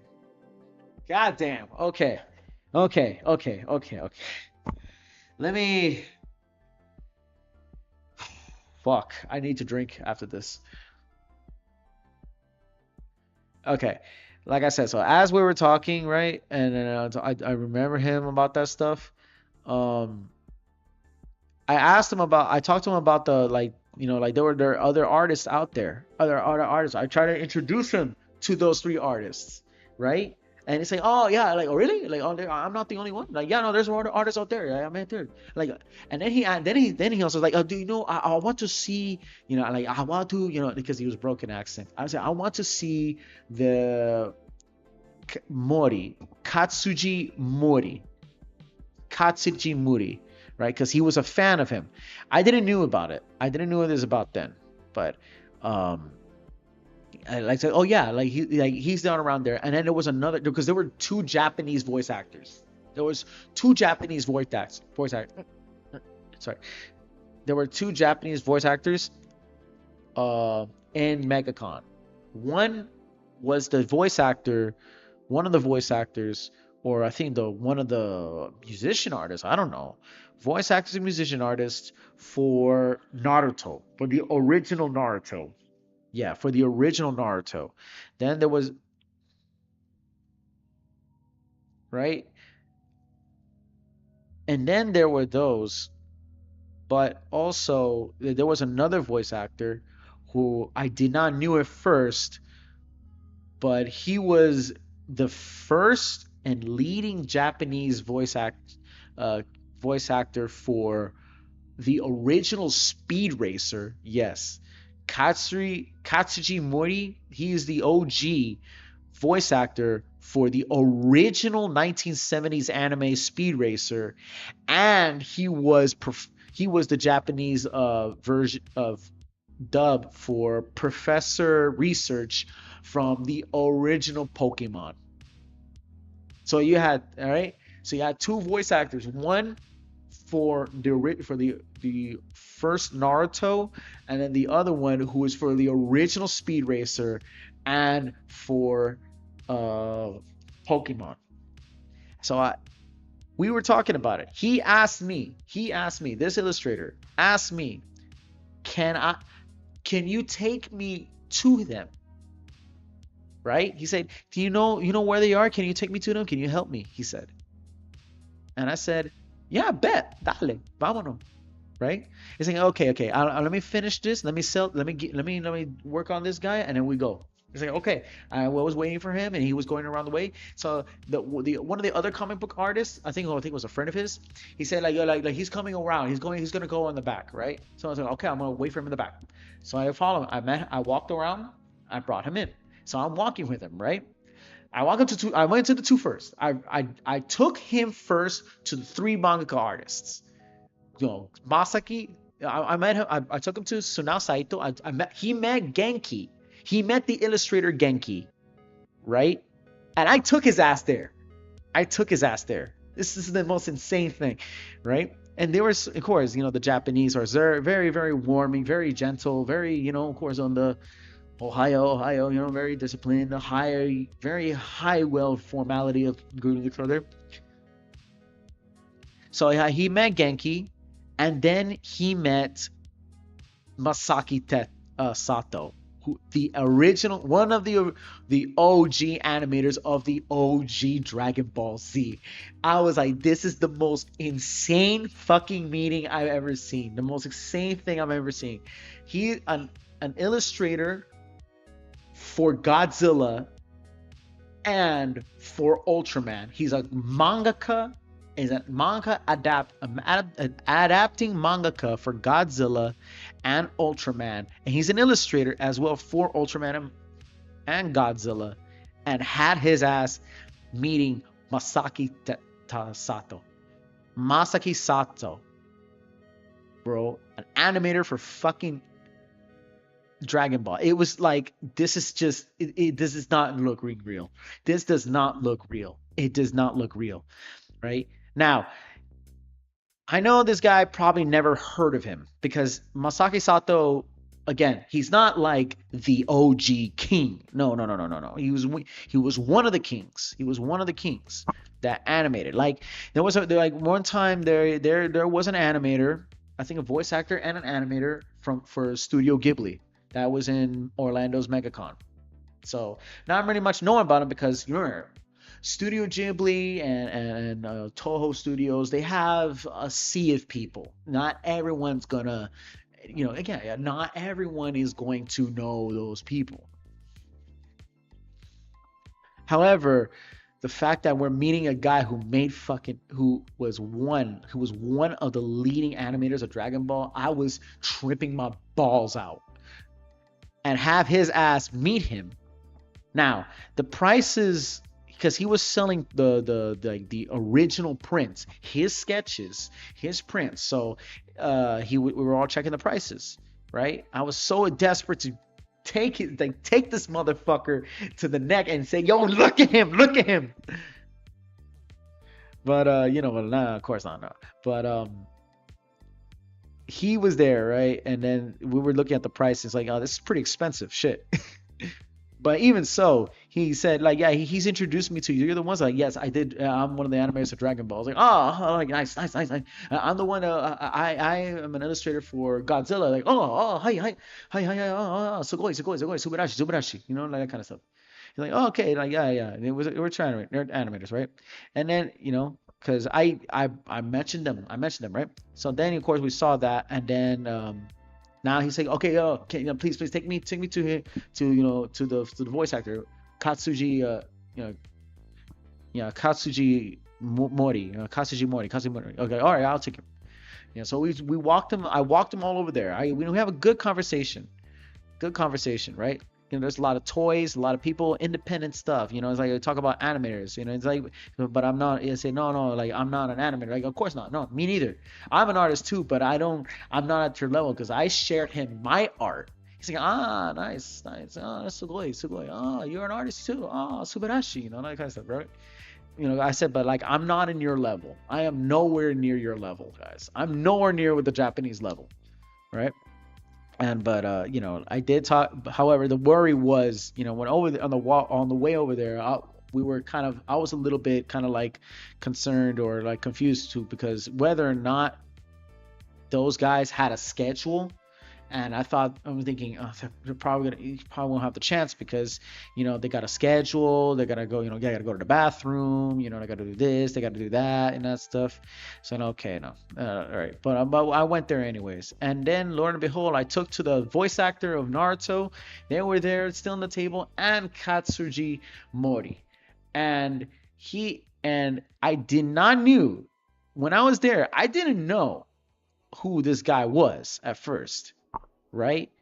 But many OG anime art fans or many pop culture, like fans over there, nerds and geeks who are older, who, they know, some know Japanese, others who work with them, like, uh, work with them, like in California, over there, overseas, and kind of like do the transition. Then he told me, like, I saw it. Well, I didn't ask him. I'm like, hi. I'm like, oh, Katsuni Mori-san. Like Mori-san. Mosh mosh. Like that, right? It's like, oh, yeah. Like, how's it going? So I looked at this guy's works. I didn't knew it until I looked at this dude's works. And he was literally the OG voice actors for Speed Racer and Professor Research of the OG Pokemon show, of the OG 1990s Pokemon. And this was the wildest fucking thing I've ever seen. Because this mangaka artist, right, for Godzilla and Ultraman, he was a fan of him. He was so happy to see this guy. Like, oh my god, I seen it works. I look, because of course this guy, this voice actor was much older than him. So he was like, "Oh, arigato, arigato. I love your works. I mean, I've seen your works and everything over there. This and that, this and that, this and that, this and that, this and that, right?" And then of course, not just only him. Of course, there was Genki. There came Genki. There came Masaki Sato. There came others artists too. Some of his friends, some of their friends that came by too. There were even voice actresses from Japan too there too, and they all had lined up say, "I just want to meet you in Japanese." Right? And because they were artists filling out fans. I didn't even knew this because I when it comes to like the younger mangakas, I thought it was Tsunai Saito was the one, but I also did not knew even on social media back on X that there was another Japanese um, artist, illustrator, and dojin artist, right? A Donjika over there too, literally in MegaCon, who was literally on a small booth in the artist alley. She or they were actually both of them. They were selling like Arc Knights. They were selling Evangelion. They were selling a few VTubers, but they were selling Arc Knights. They were selling I think Azur Lane, but mostly male stuff. Yaoi. Yes, they were definitely selling yaoi. They were selling like boys love. Like but Japanese made, sold, brought from Japan, doujinshi, like fanzines of Evangelion. And I did not knew that. They were in a small circle. They were literally behind me, and I didn't see it because I thought they were selling Love at Deep Space. But yeah, I brought those guys in. I brought it in. I was there waiting, looking at them, like in this artist, just looking up to this grandmaster of some of the oldest animes out there, man. Man, this is the guy who would be the first voice actor for Professor Research. This guy was the original Japanese voice actor for Speed Racer, Katsuji Mori, bro. 1970s. Speed Racer was 1977, and it was an anime. It was an anime, and our parents, right? This was an anime that our parents grew up watching. Literally, our parents grew up watching that kind of stuff. So think of it. Think of the fact that this guy might have voice acted even fucking Astro Boy. If that would be insane. That'd be insane. And he was just talking to him, and everybody was so hyped up about it. I was like, yo, this is insane. I'm talking to his crew, to the gringos. I was talking to some gringos. I was like, yo, this is the trippiest fucking shit. And I helped and one of the classic mangakas for Godzilla, which are like one of the many of them, because there's many Godzilla mangaka adapters for them. But right? I helped this dude go all the way for a 2.5 mile walk in MegaCon, seeing venues, talking to him about, mangaka artists and illustrators and all the stuff. I talk about doujin artists. Yes, I did remember that. And Masamune Shido and all this. And all the way to meet the voice actor for Naruto. One of the voice actors for Naruto, perhaps Sasuke or Kakashi. I think that guy, I need to see his name. I forgot his name, but he did voice acted. He has to voice act or did a music for the original Naruto, or maybe he was the original voice actor for Japan, the Japanese dub for Kakashi Sensei. And he came in and he came along the way. He said, "Hey, please, arigato, thank you, bro. I watch your work." He's like, "Oh yeah, thank you, hi, how you go?" So they say that like that. We bowed, and then after that, we bowed. He bowed, and we say like, "Thank you." And, well, not. I didn't really like. I tried to bow, but he kind of like, hey, he said, "Hey, thank you, man. Like like, pat on my, like, hey, thank you, man. No, like, thank you, man. Like, thank you, like that. Like, thank you, bro. Like that, basically. So I was, it was such a weird, it was a weird goodbye, but like, all right, you know your way back, and like, I went back, and I was like, that's it. So I walked out, we walked out, and then it doesn't even stop. I'm telling you, the whole thing didn't even stop. As before I was about to leave, I kept on, and even before I was about to leave, I was in the artist alley. I was walking around making more videos. Of course, once again, I did met another artist, and of course, it was none other than my boy Ozzy is the Virus. Ozzy is the Virus is a name. It is he is a household name in anime fan arts, in the anime fan art community. He is a household name here in Orlando. He's best known for his graphics. He's a right. He is a illustrator and graphic designer. He is fucking tough. That nigga can fucking draw. That nigga can fucking draw. All right? I'm telling you straight up. I met him and I did a video. Maddie is like, bro, it's been a minute, bro. Like, yeah, bro, it's crazy how we see each other. You know, like, since the first time we met was 2021 in the local Comic Con, and his art was fire. The first time I saw his art, I was like, this is the most amazing art I've ever seen. Now, when he first started, it was only what 10K followers on Instagram. 10K, and then from years and years and years point on, I talked to him. It's like, bro, like, I made it, bro, amazing, and all that good stuff. Like, yeah, no, I'm still going on, pushing forward. Yeah, bro, this is amazing, bro. It's been a wild part this season. You know, then we talked, and I told him that I made it, like how I used to go from 300 followers. Now I showed him my following, and I'm up to like 1,021 followers on Instagram, and like he was so proud of me. He was so proud of me.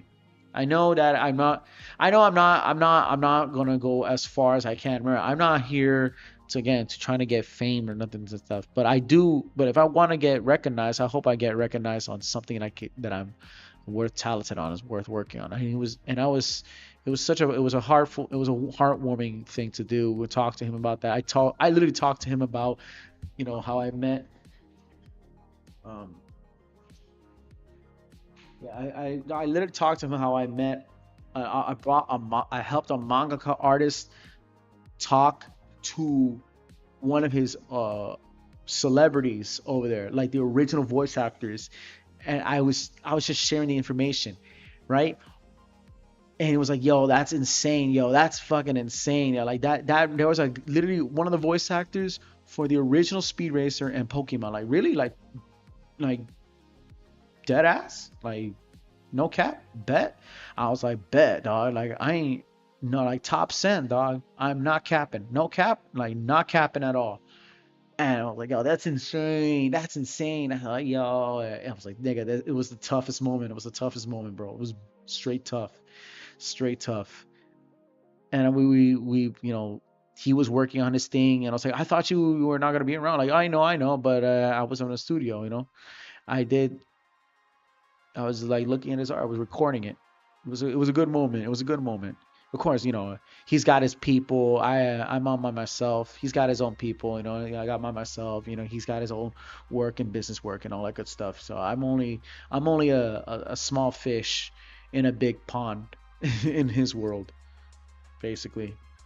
But even so, it he was proud. He was proud that I'm reaching 1,000 followers. Like, yo, just keep pushing it, keep pushing it, keep pushing it, keep pushing it, keep pushing it. And that's why you know what? I'm like, dale bars, bro, dale bars. I met black comic book creators.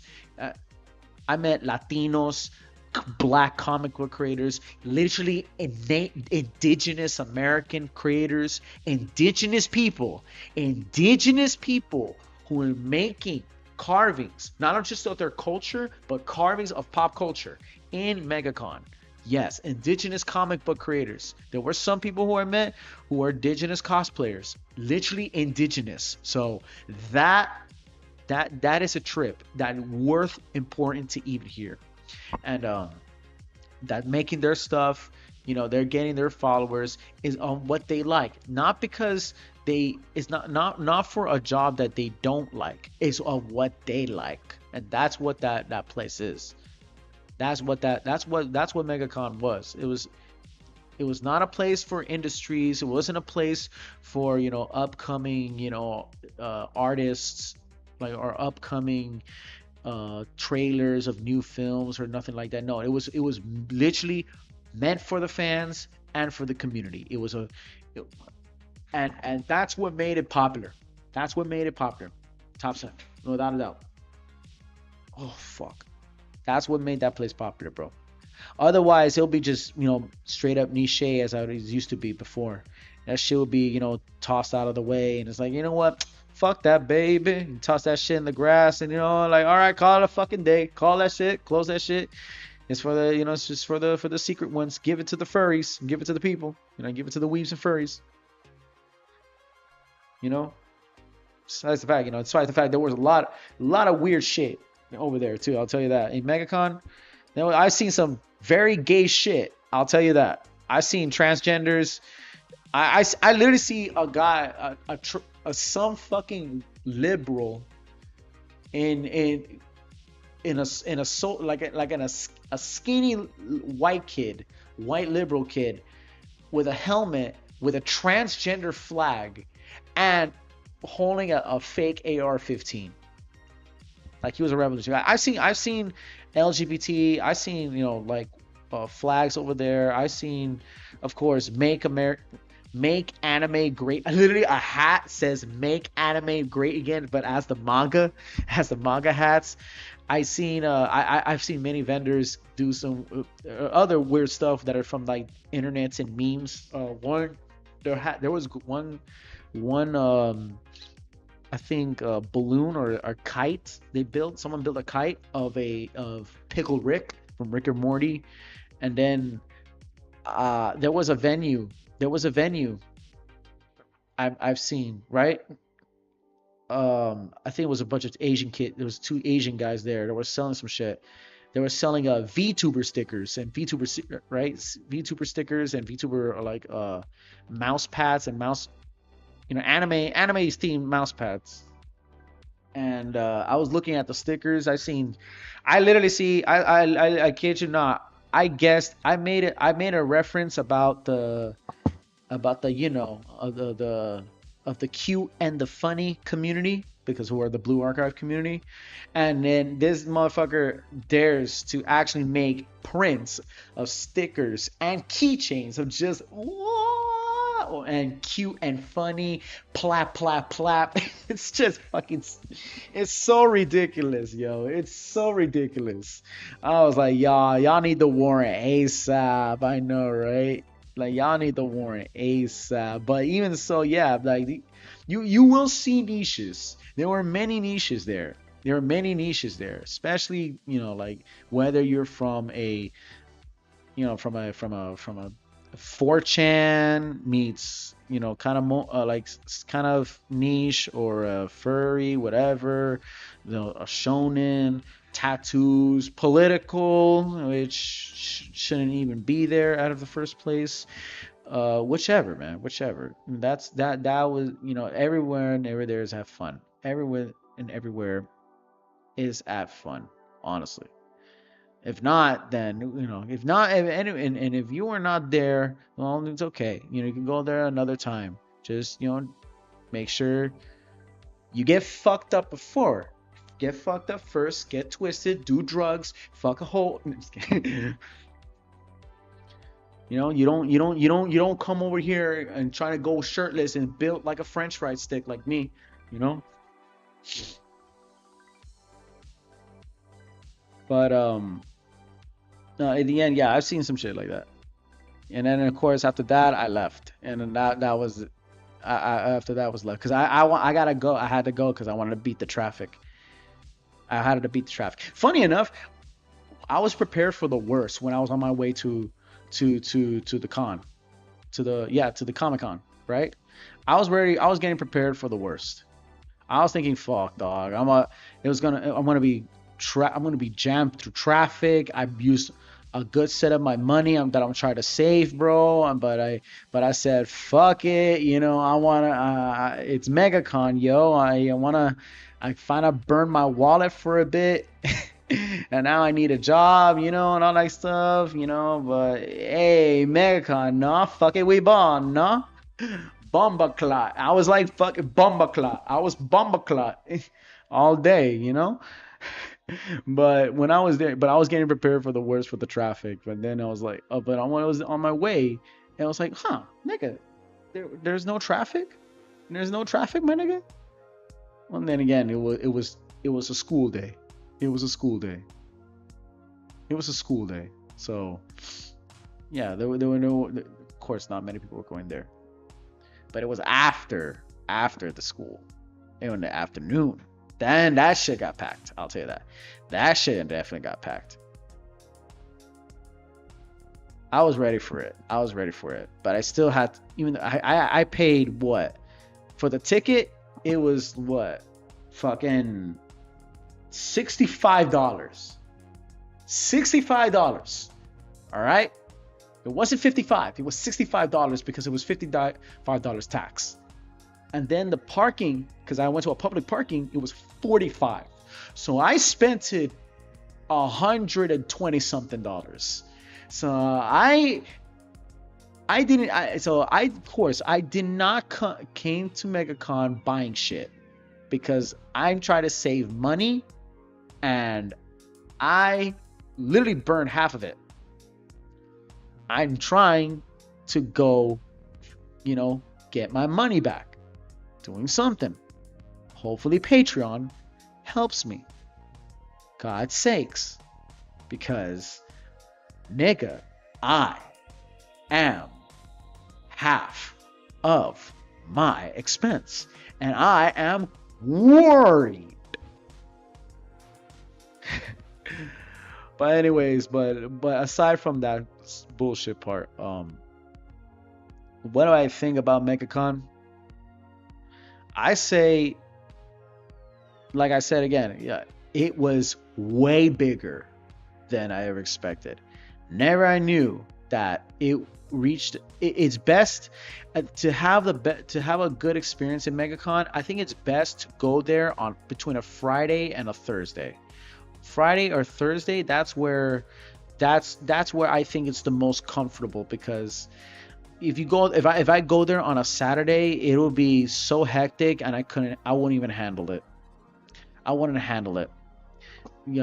Although they say the best peak moment of MegaCon would be on the weekend, but I diffuse that. I don't want to get too much. I don't want to drown myself on that. However, on the rest of it, MegaCon is just insane, man. It's just insane how big and how packed such a place like that. It used to be only one of the top 5 largest conventions in America, in the South, right? It used to be the largest one in Florida. Up to now, I think surpassing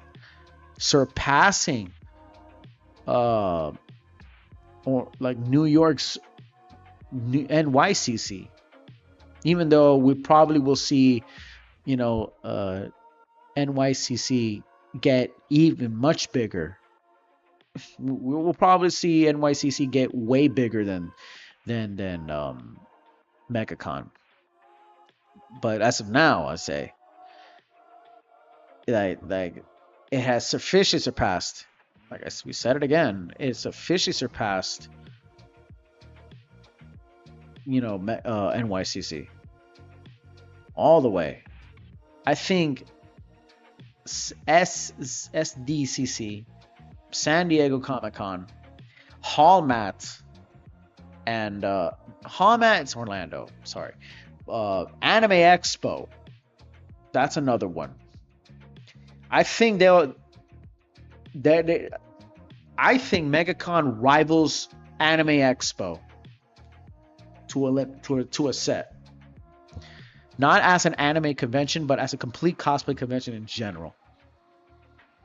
Because right, it has a fit. It is way bigger now.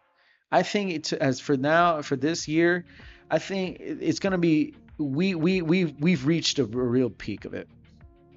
There was and and funny enough that it was a con that didn't had literally didn't had like it had big names but didn't have upcoming trailers, nothing like that. It was big. I'll tell you, that shit was massive. That shit was massive, right? I would say, but yet again, the only thing that just my feeling. This is what I thought was, I thought that that place was a little too low. Like the rooftops, like it wasn't as tall as the other, the other side of the other building, which was, you know, the north and south building they call it, because the building that was for this year, they switched, they moved the entire the entire event to the west building, which they claim to be the most biggest one out there, the biggest of the biggest of all, you know, like of all of Orlando, as they say, you know, as they say. That's the other stuff. Sure, yes, you will hear. I'm pretty sure you will hear shit like, you know, there is that the scare of AI, and they talked about AI. Yes, like guys like Geeks and Gamers and Eric July and you know, I've heard there was Critical Drinker was there. I've heard yeah, no, actually, I did saw Critical Drinker. Number one, I did saw Critical Drinker. I did saw Beardo. I did saw Critical Drinker. I did saw, of course, Atreus and his the new Black Street Gang there. I seen Eric July, and then yeah, those guys on YouTube. They were there. They were there. Yeah, for sure. But like we might see bigger names, of course, because it's an old con. It's an old event. It's an old convention. It has been around for 20 years, for more than 20 years. So it's gonna probably get bigger and bigger. Uh, now as a place to sell comics, yes, there were comics. It needs to keep that way. It must also protect itself from the use of AI, because there wasn't any stands. I never heard anything. I don't like compare like Ozzy's the Virus's situation where there were people selling AI generated art of his works and selling it in in t-shirt strays, you know, like in woods and rugs and all that shit, without permission, without permission. There is that concern, and not only that, there's also the use of AI going in the way of saying shit like that. But everything else, you know, that happens. You know, after that, you know, I drove back home and called it there. Now I'm about to make it, and I'm in the process of trying to making it. I'm just trying to find a good EDM music. I'm learning. You know, funny enough, as I'm making the video, I hate. I didn't want to buy anything or pay anything. How did I not knew for years? For years, how did I not knew for years? There was a GIF generator that was safe to save. There was a GIF website that has GIFs that is safe for you to save and post it in a video, right? There was literally sound effects, free sound effects that were safe to download. And I thought, fuck, I had to download YouTube. I had to download YouTube just to get those effects. No, you didn't need to. You did not need to. I could just go to a website and get something like FA, right? And then just put in my video. Now I'm starting to make genuine YouTube content, right? Wrong. I'm still learning that shit, man. I am still learning that shit. I still have to. I haven't made any. I had to use those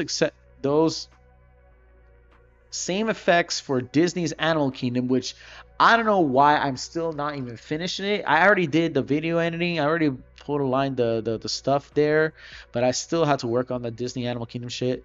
So I already uploaded the dinosaur ride and all that good stuff. So yeah, no. I'm still into that up in that bullshit. But in the end, yeah, I am making the video. I'll probably bring it out as soon as possible. If I don't get too lazy, I don't sit around in my bed laying down, gooning to whatever, gooning to a Dojin or gooning to freaking My Hero Academia, Just kidding. No, no, no, no, no. I won't do that. I won't do that. Or do I? No. Perhaps I goon to. I'll be real. I'm actually I usually goon a lot to Fate and Zelda Zone Zero. Okay, I goon to Gacha. Anyways, aside from my gooning, yeah, no, like I'm working on that. Not just that, I have my other stuff to do. I had to look for a job. I had to look for um I'm helping somebody edit a photo, a family photo. I'm also gonna be talking to some other people who are like some of the people that I used to work with along the way for graphic designing, and because I'm trying to apply for graphic design, and I do graphic designing, like very small graphic designing, still to this day. Aside from this, because this is just because for me, I'm more of a person who draws, not to do graphics. But even so, yeah, I am doing graphic design. Um, and the rest is history, basically. So I'll see you to it, guys. I'll see you to it on that behalf. You know, I did. Yeah, that's pretty much it. Hold on a second. I'm gonna see. Let me see this. Yeah, I still got to do the pants. I still got to do the wrist. I did this, this, this. Maybe I could. No, I could draw the eyes, the glowing eyes and shit. Perhaps. No, let me just finish off the pants. Let me just finish off the pants. The shoes. I'll think the shoes stay white. And the shoes stay white. Because besides, this black.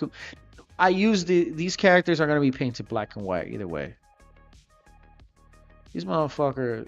This is a black and white drawing. For Ultra Music Festival going on the way.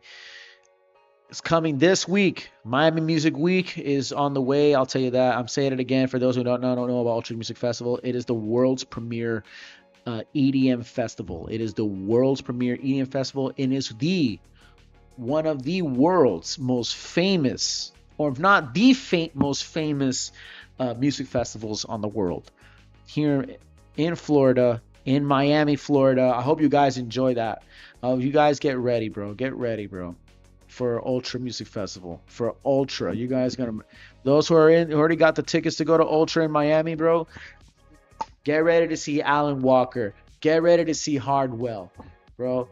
Let me say that again. For those who are already now in Ultra Music Festival at downtown Miami, get ready to see Steve Angelo and Sebastian Ingrosso. Get ready to see Tiesto. Get ready to see Cascade. Get ready to see Hardwell. Get ready to see Frank and Alan Walker. Get ready to see Carl Cox. Get ready to see Armin van Buuren once again in the main stage. Don't forget to see Martin Garrix, Afrojack. Everyone's on the main stage of all 8 stages. From the main stage, Megastructure, to the worldwide stage, to the Oasis, to the radio stage, to the fuck, to the Arcadian stage. Martinez Brothers is there, man. You got the dubstep stage already on the way, bro. And not only that, Miami Music Weekend already in Miami with all the EDM festival, all the club events going on there with Bob Sinclair and their own many, many, many DJs.